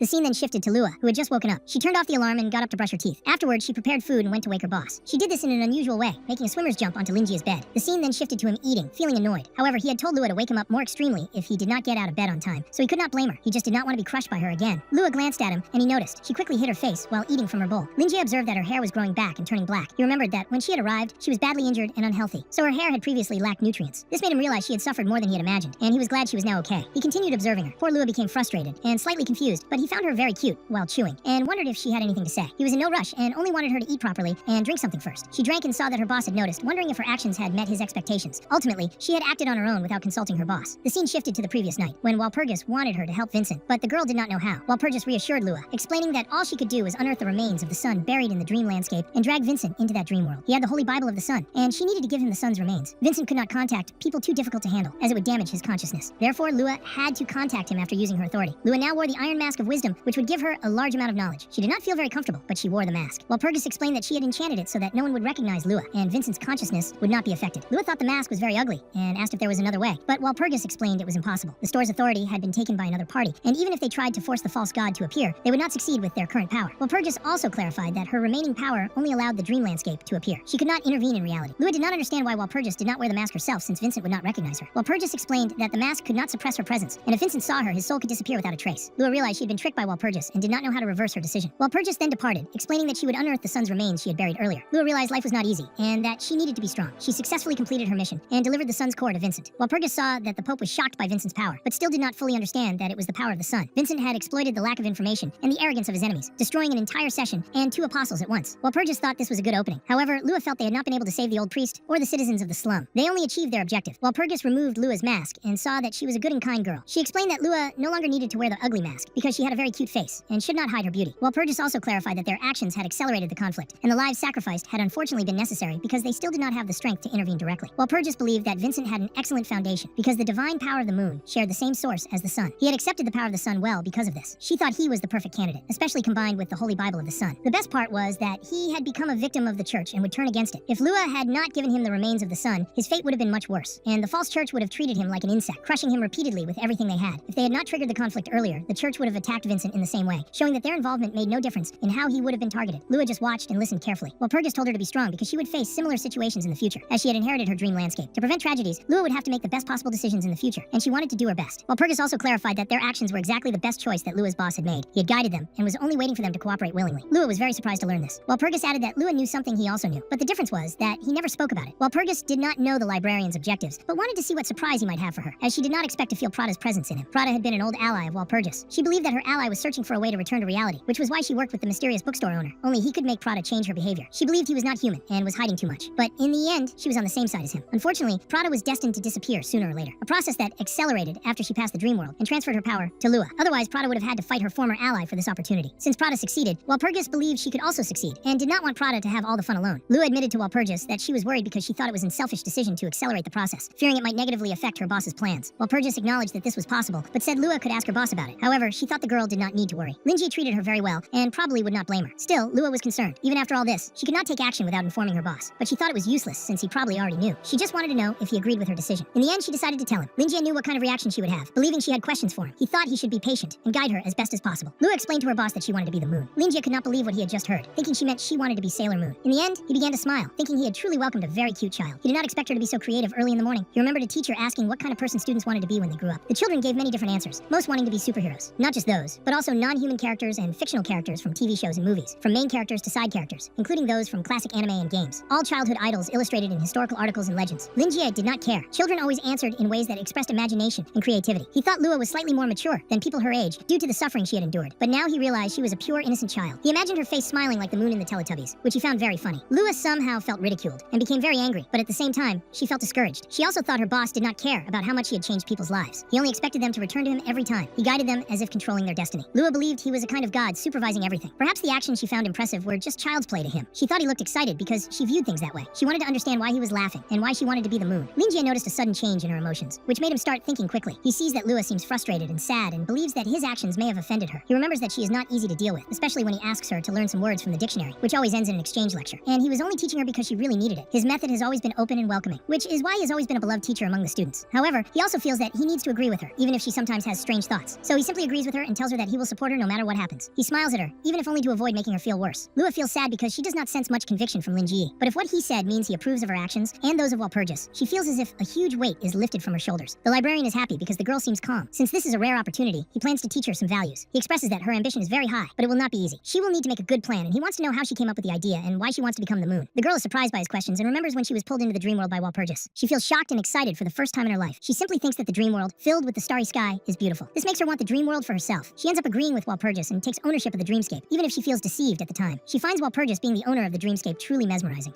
If the reason she wants to become the moon is considered, this would be one of the main reasons. She tells the librarian that that she wants to be the moon because it is beautiful. This answer hits Lin Jie like a stone to the head. He thinks her answer is perfect, and he would have never thought of it himself. However, he believes he cannot give in to it and begins organizing his thoughts. He will agree with the girl's ambition, but he must use the same method he uses to manage his clients. To run a business perfectly, there are no shortcuts to success. As the saying goes, the truth is always harsh, and many people are not willing to hear it. Getting clients by speaking the truth is much harder, and he believes he must agree with everything his client says in order to make a sale, even if he thinks they are wrong. This is how he makes profit. He uses his business perspective, believing it is essential to agree with the client and serve them well, but it depends a lot on the situation. If a client is foolish and trying to cause trouble, Lin Jie does not mind giving them 1 or 2 lessons. In the end, he helps them deal with idiots calmly. He also trains to ensure idiots speak to him peacefully. Even if he has been sent to another world, he continues training every day. That is exactly why he survived the sword training with Prada. He uses the same concept when educating children of that age. Scaring a child often causes trauma, so the best way to change a child's thinking is to persuade them using their own logic and guide them with the art of speech. In the end, he believes innocence in childhood is a very good thing, better than becoming a cold and ruthless person. If she ever thinks she will become the moon, it could be a planetary devastation. If she tries to act in that direction and opposes Noken, it would basically be the end of the world. That is why he needs to ensure she starts in the right direction, guiding her to a future full of positivity. Additionally, being the moon is a great topic, so he will use it as a foundation to ensure Lua learns and finds the true meaning and value of it. He plans to give her proper guidance. He asks if she knows why the moon is so beautiful. Lua explains to her mentor that the moon does not shine on its own. Lin Jie sees she is correct because the moon's light is actually a reflection of sunlight. Sunlight is always too strong for human eyes, and no one can look at the sun directly. The moon uses this light, which is why it has a beauty and purity that everyone can appreciate. He tells the girl that the moon represents dedication, humility, calluses, and tolerance. These are all qualities the moon possesses, which are essential since the girl wants to become the moon. He also explains that the moon is a link that connects people. While Lua is startled seeing him eat, in his mind, whenever someone misses their hometown or another person at night, the first thing that lifts their eyes is the moon. The moon represents original purity, the belief in people's hearts, and support for the emotions people hide inside. The moon is not just something in the sky, but a beautiful entity that can be trusted, and the girl must understand this if she wants to become the moon. The scene shifts to Walpurgis, who watches everything Lin Jie is teaching Lua. Lin Jie then tells the girl that today is a day off and the bookstore will not open, so they can enjoy the breakfast she prepared so well. Then he thanks Lua for breakfast and washes all the dishes that remained. Lua thinks that the advice her mentor gave has great meaning, and she needs time to process it. It is hard for her to understand it all at the moment, but she knows she will continue learning over time. There are still 3 points she wants to resolve. The first is the connection between the sun and the moon and the meaning behind the moon's existence. The most important relationship between the moon and the sun is conversion, and this is the core of the moon's power. The moon absorbs external power and converts it into its own authority and strength. The power the moon can convert is not just equivalent to the sun, but to the entire sky. The sun has a more obvious effect among them, and Lua realizes that her mentor really knows everything, even the relationship between the moon and the sun. The second point is the characteristics the moon should have. The moon is pure and flawless, and because of its eternity, it is destined to be a goddess adored by people, which will eventually attract clients and followers. However, beliefs alone will not help the moon maintain its qualities, and some people may even worship a false moon for completely distorted reasons. The Dome Church is an example of this. From her mentor's gestures and words, she feels he mocks the actions of the Dome Church. She takes the dishes he washes and dries them to put away. She believes the Dome Church is cruel and does not seem like a true religion representing the moon, which symbolizes peace and warmth. To her, it seems more like an extremist cult that only wants to dominate others' minds. The church does not have dedication, humility, or tolerance. They do not accept anomalies, and to maintain control, they even use the brain of the sacred moon. Those items strangely enslave the souls of targets without consent and control their thoughts. Lua imagines that many people, like Vincent, suffered under the church. This leads her to the third point, the need to deal with that sinful scum. Her goal, along with Walpurgis, is to challenge the church's beliefs and authority, to rebuild a new and purified religion. With Vincent's appearance, 2 of their apostles have already fallen, and authorities called the Domain of Silence and the Judgment of Anomaly have been recovered. They have returned to their original owner. Walpurgis knows the false god still has a small amount of authority remaining, but what matters is that she recovered most of the power she had, which will make it much easier to deal with the Dome Church. Lua finds it strange that Buck uses the authority called the Judgment of Anomaly. Walpurgis explains that worshippers of the false god cannot fully use the power of their own authority. The original force behind the annihilation of Origin, the real name of the self-authority, is a conditional authority capable of destroying anything to its source, the domain of a true one. But when it fell into the hands of the Dome Church, Walpurgis believes they misunderstood this authority, thinking it could only annihilate beings unfamiliar with the moon's power. The concept was greatly reduced, and the power weakened as well. The false god is an existence she despises. Despite its overwhelming power, it is basically pure chaos, like ancient beasts that had no idea how to use their powers. After the beast is defeated, the authority's powers return, and Walpurgis hopes that Lua succeeds quickly. Lin Jie washes the dishes, feeling happy and thoughtful, believing that Lua is seriously considering what he talked to her about. He thinks he should encourage her. He explains that every journey begins with the first step, and as long as she dedicates herself, there will be nothing she cannot achieve. She only needs to focus on doing good deeds in the future, and sooner or later she will become the moon in everyone's heart. Lua completely agrees, and Lin Jie sees that he only needs to guide her on the right path to make everything well. He believes his plan worked. At the same time, he thinks she probably does not want to go to the sky from now on. He even imagines the possibility of her wanting to become an astronaut. He believes she will achieve what she wants, but she should first help him with the Vincent problem, since the Dome Church is really using substances to control its members, and they must be eliminated as soon as possible. Lin Jie is worried about Vincent, because he asked him to observe the church's reaction a few days ago, and wants to know the result. He thinks it's a good example for Lua of what she should not do. Suddenly, he becomes a bit crazy and talks about Sailor Moon, how beautiful she is, because he thinks this is the kind of moon that Lua wants to be. He also explains that she is a symbol of justice in his hometown. The girl is surprised, and Lin Jie thinks he is on the right track. However, Lua thinks something is strange about her mentor. His words bring a certain calm, and maybe she understands what he means. She realizes that he has expectations. He hopes she will reform a new religion and overthrow the Dome Church, but he makes it clear that she does not need to be respected by everyone. She never had that kind of ambition, and she already fulfilled her greatest desire, escaping that place. In the end, she now has a new goal. Soon, Lua begins to tremble, and since she has only 1 year left to live, she wants to be remembered by more people in hopes that the world will remember the existence of the moon. She tells her mentor that she can definitely do it. In the name of the moon, she will help Vincent expose the sins of the Dome Church and defend justice. Lin Jie does not understand at first, but he decides to support her anyway. He believes that Lua is now more willing to learn from him. In the end, she says that she plans to take a long nap. Then she asks for his help to close the shop so he can read his books freely. At that moment, everything he imagines seems to collapse, but he asks her to move a little because they ate too much at breakfast, and then she can nap comfortably. She does not want her mentor to worry, and also does not want to disturb his reading. The scene shifts to Lua noticing Walpurgis, who is lying on top of her facing away and appears very well. Walpurgis smiles absent-mindedly and keeps thinking about beautiful women. The girl does not understand at all what is happening. Lua finds it strange, because Walpurgis became happy when she heard Linji say that the moon was a beautiful woman. Lua, knowing that Walpurgis has a status far higher than the moon and the sun, realizes that she assumed the role of the moon because she was bored with her endless life. So she's essentially the moon itself. But Lua also thinks that Walpurgis has unmatched beauty, a perfection that leaves anyone speechless. The big question for Lua is that she cannot understand what being a young woman has to do with Walpurgis. The so-called origin witches are intelligent life forms, born when the world was still in chaos, possessing immense power to control everything. They are almost the same age as the Earth, or possibly even older. No one knows their original form, as their current appearance blends with human society. They take a female form to emphasize their ability to create life. Compared to humans, they are generations ahead, and Lua cannot understand it no matter how she looks. Walpurgis does not fit the term young woman. So Lua calls Walpurgis, who is shocked and embarrassed to see her there. Walpurgis quickly turns her back, and Lua does not understand. Then Walpurgis corrects her voice, curious about what happened, while still smiling absent-mindedly. Lua could never imagine that the mysterious and elegant origin witch right in front of her and the woman who cried across the materialized crescent moon would be the same person. It is unbelievable to her. Once, Lua read in one of her mentor's visuals about a divine spell of heaven called the Mask of Divine Incarnation, which allows the user to change appearance and use all kinds of abilities, giving infinite possibilities. This is exactly what Walpurgis did by changing her attitude in front of her. Lua thinks this ability is perfect for Walpurgis. Then she realizes it is exactly as her mentor said. She must acquire new knowledge and learn how volatile life forms can be. Walpurgis has no idea what is going through Lua's mind and thinks it is probably not good, but she prefers to pretend nothing happened. She wants to know if Lua is there to deal with Vincent, and mentions that she just heard everything. As she said before, Linji had predicted everything, and was only waiting for Lua to make her move and help him in his little game. Walpurgis also expects that the next move is something Linji will agree with. Technically, the librarian helped them with Vincent, and she wants to know if the girl understands that this was also the goal and what the librarian expects. Now they will wait for Vincent to arrive so they can work together, and proceed to the second stage of their plan. Lua swears that in the name of justice, the Dome Church will be destroyed. Walpurgis thinks that since Lua does not want to create a new religion, and is now adored by people, she wants to know if Lua believes Vincent is the best man for the job. They can make the Holy Church of the Sun take over the Dome Church. Lua wonders if they really need a new religion, and Walpurgis asks what she thinks. The girl is confused. In the end, Walpurgis does not expect that the girl would ask questions like that, so she sees that Lua is starting to think for herself, and decides to return the question to train her decision-making. She will need to become self-sufficient soon. There is not much time left for Walpurgis, and the authority of the Dark Knight will eventually have to be passed to the new moon. So the girl will inherit everything. Walpurgis's body is deteriorating rapidly. She only wants the girl to do her best before her body disappears, and she still wants to be by her side so that she can become truly independent. Lua does not know the answer to the question, and thinks it is still very complicated for her. She remembers Terence, who died because he was kind, and those apostles who acted cruelly out of loyalty. They believed in the same loyalty, but were complete opposites. She does not want something like that to repeat in her church. She thinks so much that smoke seems to come out of her head. But Walpurgis thinks she does not need to try so hard, and should take it slowly to understand everything gradually. She also explains to Lua that gods do not need followers. Humans need something to believe in, considering that for the sun and the moon, beliefs in mere humans offer nothing. But humans need something to support them mentally. That is the purpose of religion. The Dome Church is used to living this way. Destroying it without giving them something to believe in will make them disintegrate quickly. Lua becomes thoughtful, while Walpurgis thinks she only needs to do what is required of her and nothing more. As the moon, she has the responsibility to make them understand that they are not deceived by her religion, but by the people. Walpurgis also thinks it is better to leave the arrangements to the librarian, as he seems very good at these matters. Lua does not understand why Walpurgis cares about what humans think. At the same time, she sits on the moon, seeing it materialized and resembling more a rocking chair for the elderly. But Walpurgis does not worry. She only wants to fulfill a promise. She made a promise to humans long ago to protect them during the night. As an origin witch, she cannot go back on her words. She only needs to kill the false god and recover the symbol of identity that contains these promises, and then she can return to fulfill her vow to the people. She also believes that the Dome Church is in panic right now. If they truly understood what they were facing, they would have fled. But the fact that they believe in the false god shows they lack enough wisdom. She decides to think rationally and try to eliminate the great threat as quickly as possible. Meanwhile, Vincent will soon be brought to the bookstore. The scene shifts to Pope Rodney and Cheryl, who are crying. The Pope opens his eyes wide and begins trembling, unable to believe what he heard. The scene then shifts to Vincent, who is completely engulfed in flames. He sees darkness under the light, all thanks to the flames using the divine power of the moon, which the people of the Dome Church could not approach at the center of the explosion. He begins returning to his human form, realizing that the most dangerous moment has passed. This is all thanks to the Sun Core. He can only use this core to recover his strength in extreme situations. Essentially, he is exhausting his vitality in this way and exchanging it to regain power, like a fuel that can run out. He needs to avoid overusing the Sun Core's energy and must fully adapt to its power. He must appreciate this gift of darkness. At first, the sacred Bible of the Sun had not given him authority this strong, but now, together with the Sun Core, it is like pouring oil on flames, unstoppable. He reached a terrifying level with the power of the Sun Core alone, and does not want to imagine that a priest of abnormal level like him could reach elite status, though he is still far from a true elite. He is aware that his advantage will not last long, and wants to master this power as quickly as possible. He hid and recovered for over a day, and his body was completely modified by the Sun Core. He accepted the immense knowledge within the core, and now understands what happened to his body. The Sacred Sun Bible has fully fused with Vincent, and the runes that emerge from the Bible are the authorities of the sun. With his current strength and understanding, he cannot fully use these authorities, and can only use 3 for now. He received this authority the moment he touched the Sacred Sun Bible. This is why Vanessa's servant was suddenly incinerated when trying to attack him. He fully activated the Sacred Sun Bible, along with the authority when he was on the verge of death, obtained its power while praising, and killed Vanessa with a giant fireball the size of a mini sun. His second authority is the ability to suppress the divine power of the moon. In this process, Vincent finds a cloak covered in magical runes, which he thinks is a pity. That person was exploded by him, so the cloak was useless to him, but maybe that person could have lasted 1 or 2 more seconds. He could have used the authorities and had no problem defeating a destructive level individual, but he would enter a weakened state and did not know how many days he would need to recover. Still, it was not enough. He can only fight against destructive level opponents at most, but the Dome Church does not have only saints of light and darkness. There is Rodney, whom Vincent considers a cursed man. man. He believes that when they notice he is not as strong as he seems, they will do everything in their power to kill him. He understands that his strength alone is not enough. He needs to act rationally and obtain greater power. He does not want innocents to die in vain. He remembers Terrence wanting explanations, and also when the old man asked him to rest, along with all the good advice he received from him. He remembers when he was baptized and became a priest. Terrence emphasized that the important thing is to have a good heart to help others. It was then that Vincent declared he would become the great pope and make Terrence proud. The old man wanted to witness that day. Vincent was found by Terrence at the church door alone, very young, about 8 months old. Terrence promised to raise the boy and even named him Vincent. The people of the church convinced Terrence to keep him, hoping Vincent would grow up healthy and have a peaceful, happy life. That would be more than enough to make Terrence proud. With magma flowing from his finger, Vincent, at that moment, with his name, knew he would have his revenge. He then uses the cloak he found, apologizes to Terrence, explains he must finish his tasks, and promises to visit his grave soon. But now he calls Terrence father. He changes to a boy selling newspapers, shouting that there was news, warning that another large-scale gas explosion had happened at the church in the 7th district, and many members had died. No one knew the cause of the explosion, but the central government was already investigating. People could not stop talking about it because everything seemed very suspicious. Among the crowd were Virgil and Rosatiro, who were dressed completely differently than usual. Rosatiro was drinking her beverage, her cheeks flushed as she looked at Virgil. Then Virgil saw something that amazed him. It was a wanted poster from the Church of the Dome, and he could not believe things had become so serious this time. He was surprised because the Church of the Dome was targeting only one person, and the incident had been caused by a mere traitor. This worried him because the superhuman forces in Nokin were undergoing major changes, and they needed to inform their leader immediately. He explained to Rosatiro that they would have to cut their vacation short, and that she should change her clothes because they were going to report this to the leader. Immediately, Rosatiro asked Virgil to put his glasses back on because his eyes were wide open. Since the Church of the Dome had issued a highest-level arrest warrant, the superhuman forces in Nokin became restless. During a normal morning, while everyone was still talking about the gas explosion from the previous day, the world of superhumans was changing, and everyone was seeing the wanted poster. The main forces might have still been waiting and observing the situation, but the independent superhumans had already started to act. No matter what happened, Vincent, who used to be unknown, had become the center of attention among the superhumans in Nokin overnight. The scene then shifts to a mysterious person seeing Vincent's poster. This person knew that Vincent was also the henchman of the bookstore owner. Together with the egg incident, this was the second time Lin Jie had disrupted the organization's plans, and this person thought they should get rid of Vincent as soon as possible. Then the scene shifts to Ji Shu, who saw that Vincent was a major threat to the Church of the Dome. The superhumans began to move because they wanted the reward, which was very high. Ji Shu treated Vincent as a rookie and thought he had given an impressive performance. She had met him at the entrance of the bookstore when he was still a weak, abnormal level priest. Now he had reached terror level, and she started to feel doubtful about her own abilities because she had been at terror level for a while. Burton saw that the Church of the Dome had invested heavily in this. The reward was huge, and they could make a lot of money just by providing information. If they got their hands on that reward, it could greatly help the organization's operations. Farlin immediately got excited and asked to handle the information collection with Fierce. Ji Shu thanked her, but explained that it would not be necessary because in her organization, money was not a concern. After all, she was the daughter of a billionaire. Max and Kay understood this perfectly because they were in the middle of them, while the others were poor and did not know what that meant. Burton then realized they should forget about the money. He thought the most important part was that their leader was a client of the bookstore, and he believed that Lin Ji would be happy to see cooperation among clients without conflict. Unlike the ash market and low resources, Burton understood that Vincent was going against the Church of the Dome, which meant that the church had now become the target the bookstore owner intended to destroy. If they could get rid of an old main force, it would be a huge benefit. Ji Shu thought that if they intervened, they could have a stronger position in Nokin, but the problem was that the hunters had never had issues with the church, and she was afraid of disturbing the bookstore owner's plans. If he really wanted them involved, she believed he must have left some hidden hint in the words he had said to her before. At that moment, Fierce apologized to his leader for interrupting her. He understood it was sudden, but explained that this might be the only chance he had to fulfill his calling. Ji Shu did not understand what he meant. Fierce explained that there was an old prophecy passed down through generations in his family. It said that when the lost totem ignites, the remnants will know, and the sun will awaken, calling for its people. Fierce thought it was an old legend, retold as tradition. But the legend became real before his eyes, and he was sure that Vincent was the newborn son. His clan had almost been annihilated, and he should have died in the mirror egg incident as well. But thanks to Ji Shu, he had conquered the polluted blood and survived. He had also regained the right arm he had lost. For Fierce, everything that happened after meeting his leader was a miracle. He was witnessing the prophecy of his clan being fulfilled. He believed that all of this was planned by God and was in accordance with his destiny. He wanted to help Vincent rebuild the Sun religion because it was his calling as a remnant of the Sun's followers. Ji Shu immediately began to tremble after hearing his testimony, and now she understood everything. Lin Jie had really known everything when he advised her to cultivate more trusted people by her side. She now realized that Lin Jie had sent Vincent to confront the Church of the Dome, not just to destroy the organization, but to rebuild the lost religion in Nokin. There would definitely be a power vacuum during the transition between the old and new forces, and now she thought it was worth risking everything. She felt she could give her all now. Then she began to smile in a strange way and thought that Fierce was talking nonsense. She was a leader, and could not just watch her men risk their lives alone. She wanted them to inform the combat units and elite squads immediately and prepare a new round of hunting. The risk would be very high, and this time, the target was the Church of the Dome. She was very excited and told everyone to rejoice because a new era was calling the hunters, and this time the spiders would reach even greater heights. Everyone was caught by surprise by these new orders. The important part now was to locate Vincent, whom everyone in Nokin was looking for. The absurd amount of money being offered would make many come out of hiding. These bounty hunters would be the first to hunt. The enemy was much stronger than the spiders, and they would have to remain in the shadows. Ji Shu offered a flower to each of them and instructed that before planning anything with Vincent, they should avoid direct conflict with the Church of the Dome as much as possible, because otherwise it could even harm Vincent. Burton, the vice leader, was in charge of commands and organization. No matter what Vincent did, they would support him anyway. She was not only fulfilling her men's wishes, but also ensuring the future of the whole organization. The scene shifts to a group using birds to scout the horizon and conduct investigations. The arrest warrant had been published 6 days ago, but there was still no update on Vincent. There was a girl in this group who used an ability called Hawk Eye. She could accurately detect the presence of any superhuman below terror level, yet they still had not found Vincent. She could not understand how this was possible and thought something must have happened to him. Otherwise, he would have had some kind of destructive level relic that amplified his presence. Perhaps he was extremely weak at that moment, but he could not escape her sight given the conditions. However, a short man with a mustache thought she was talking nonsense about Hawk Eye. He believed she treated Vincent as if he were someone who would monopolize all the good things. He argued that it was impossible for him to have such a powerful relic. A girl wearing a bear hood was worried that they might find them first, which would waste all their efforts. She also thought the Church of the Dome was not doing very well in their search. Some evangelists even claimed they had no childish desires, making excuses not to search. At the same time, there were extremists who thought traitors should die and ended up being killed in some way. They believed they could not stay on this useless hunt forever, so it was better to gather all the men willing to work together to search for Vincent where they all believed he would go. Everyone thought he would go to Lin Jie's legendary bookstore. Since the reward was high, the short man with the mustache was willing to share it with up to 100 men. He did not want to let such a good opportunity to get rich escape. He thought that working together would make it much easier to claim the reward. Vincent passed by these people using an invisibility cloak, feeling frightened as he overheard their conversations. Suddenly, the scene shifts to a few days later. He was on Street 23. Vincent did not expect he would have to endure so much just to return to that place. He had arrived there thanks to the black cloak he received from the Ashes of Buck, which was crucial for his escape because he was still very weak. On that once isolated street, he felt nostalgia. Street 23 was quiet as always, with ruins remaining in the same place, seemingly beyond repair. Then he remembered Colin's request and thought it was not worth dwelling on a single moment. He imagined that having a neighbor like Lin Jie must have made life difficult for him. Then he realized that the place next to the bookstore was no longer the fat man's audio shop. The shop had been renovated and showed no sign of anyone, though there were also no signs of life, so at least the fat man had not died there. Vincent thought he should forget about it. The important thing was that he had finally reached the bookstore. It had been a long journey, but at least it had been safe. It was almost as if someone had helped him from the shadows. He no longer needed to hide, and he assumed that Lin Jie was waiting for him. He put a blindfold over his eyes, hoping that Lin Jie would not mind his extremely worn appearance. He covered his eyes because they emitted heat and light, and he would rely only on his sun eye. He then entered the bookstore, where the librarian immediately welcomed him. The moment he heard Lin Jie, he quickly calmed down. Vincent had no idea where the feeling of security came from, but he felt warmth and kindness in the bookstore, even though enemies were surrounding the place outside. Only a few days had passed since he went to the bookstore, but when he tried to exchange a few words with Lin Jie, he suddenly began to feel weak. Just as he was about to fall, Lua quickly went to him and held his arm. She reassured him that he had done very well, and that he should not worry, because everything was fine at that moment, and no one could harm him there. Vincent's eyes widened as he felt a strange sensation, realizing that she was indeed the girl he had seen in the dream world. Lin Jie had welcomed him automatically at first, until he looked at Vincent and widened his eyes. The priest was truly in a deplorable state. He spoke to the librarian that it had been some time since they had last met. Lin Jie was momentarily speechless, but welcomed Vincent back, noting that he did not look well and thinking that he should choose his words carefully. The state the priest was in seemed as if he had endured all kinds of oppression. The librarian also sensed that Vincent was nervous, as if his body had been constantly burning during all that time. Based on his past experience, Lin Jie believed this was hatred. He also noticed that Vincent had even removed his priest's cloak, so he believed that it was not only due to the addictive substances distributed by the church, but something more serious had happened. He had advised Vincent to hide from the church as a way to test them and report his own situation. Although it was a less risky approach, Vincent may have executed it incorrectly. The church connected the dots and tried to control him, which ended up causing something even worse and generated a strong feeling of hatred inside Vincent. The librarian believed that Vincent had betrayed the church and had rushed to the bookstore, and he would need to ask Vincent for the details. He wanted to know from Lin Jie whether he had really escaped, and also whether the Church of the Dome had done anything to him or to the people around him. But he asked Vincent to remain calm and explain the whole situation. Vincent began to tremble while Lua placed tea in front of him. He apologized for taking up some of Lin Jie's time, explaining that he wanted to organize his thoughts before telling everything. At the same time, he was very close to the girl, and now he was certain that she was the young woman who had given him the sun core in the dreamscape. She gave him an extremely warm and gentle sense of inclusion, like family he could trust completely. He thought she was incredible. At that moment, he had just lost his family, and her existence was literally like an oasis in the desert, comforting his heart full of hatred. He believed they truly had a connection in the real world, and the young woman he found cute and beautiful was the true Lua. Then Lin Jie asked Lua to close the door because he would speak with Vincent. Vincent had not expected that the bookstore owner's assistant was the true Lua, and he remembered her mentioning that they had a common enemy when they met in the dream world. Now he understood what was happening and realized that everything Lin Jie did made sense. Vincent believed that the false god outside had taken advantage of Lua's weakness during that dark era. After losing her powers, she had the luck to receive protection from the kind bookstore owner, and she probably finally recovered enough to enter and leave the dream world freely. To help her regain her powers, Lin Jie had orchestrated the situation against the Church of the Dome, including the initial point with Colin. It was all intentional, making the fat man contact the church for an exorcism, which led Vincent there after accepting the request. In this way, the bookstore owner guided him to discover the Church of the Dome's true identity. Everything happened naturally for Vincent, and everything was connected. He now swore that Lin Jie had thought of everything. As for Colin, at that moment, Vincent believed he was no longer useful to the librarian and had been sent away. But he also believed the fat man was alive due to Lin Jie's good nature. In the end, Colin was drinking heavily for having survived, and all he knew how to do now was drink at a bar and burp. Vincent took a sip of Lin Jie's tea and felt grateful because he could finally calm down. He confirmed that Lin Jie was absolutely right, and that the Church of the Dome had used the Holy Moon's mind to control people. He explained his situation, saying that he was now being targeted for execution. Suddenly, Vincent began to cry. The librarian also felt distressed and began to tremble. Vincent explained that the old priest Terence, whom he admired like a father and who had raised him to be a man, the one who had given him baptism, was killed by the Church of the Dome. Vincent blamed himself for all of it. Terence had been the kindest and most gentle person he had ever met in his life. He wished he had acted more rationally so that the old priest would not have been killed. Lin Jie was so angry at this injustice that the cup in his hand cracked. He had expected the worst, but never imagined the Church of the Dome could be so cruel, killing an innocent person without hesitation. He wanted to understand what exactly was happening in this world. The Church of the Dome was definitely the largest religion in all of Noken, and a religious group like that was far more terrifying than a company like Low Resources. What they were doing was monopolizing people. Being a group of extremists, he thought it would be better not to interfere too deeply in the details, and he was certain that Vincent did not want to talk much about his current condition, so he apologized to Vincent. He could tell from Vincent's eyes that what he truly needed was comfort and approval from another person. Because of that, he wanted to know what Vincent's plan was and made it clear that he would do his best, together with his assistant, to help. He believed that the Church of the Dome was hiding even more secrets and was deceiving all of Noken. Vincent felt frightened while listening to the librarian, and Lin Jie believed that many people must have already been victims of the church long before all of this happened. Now they were the only ones who knew the truth. Lin Jie believed that the Church of the Dome was not a good religion, but a den of demons. He felt uneasy just thinking about how long they had existed there, imagining how many innocents had suffered over all those years. His sense of integrity would not allow him to ignore ignore such evil acts. At that moment, Lua calmly stated that the Church of the Dome had to be completely annihilated, which caught her boss by surprise. Lua explained this while thinking about Walpurgis. She said that the Church of the Moon worshipped the false moon, which was a beast that took advantage of the moon's weakness. This beast hid all the evil it committed under the name of the moon. She believed that the false moon feared its true identity being exposed, which was why its followers were not allowed to look at it. She thought they should expose the truth to the public and bring down the Church of the Dome, delivering true justice to Nokin. Linjie was surprised by her words and realized that she had expressed herself very well. He was deeply impressed and believed she had a bright future ahead. He thought that what she said closely matched the contents of the book, The Rise and Fall of the Elves, which he had read before. That book had fascinated him so much that he could not stop reading it. If he did not read at least 2 pages a day, he felt uncomfortable, and the book stayed on his desk at all times. He began to suspect that the girl had been secretly reading it. At the same time, he decided to let it slide this once, since she was clearly growing a lot. However, poor Lua felt his energy shift and became very frightened. Vincent simply agreed and believed that they should carry out justice. He definitely wanted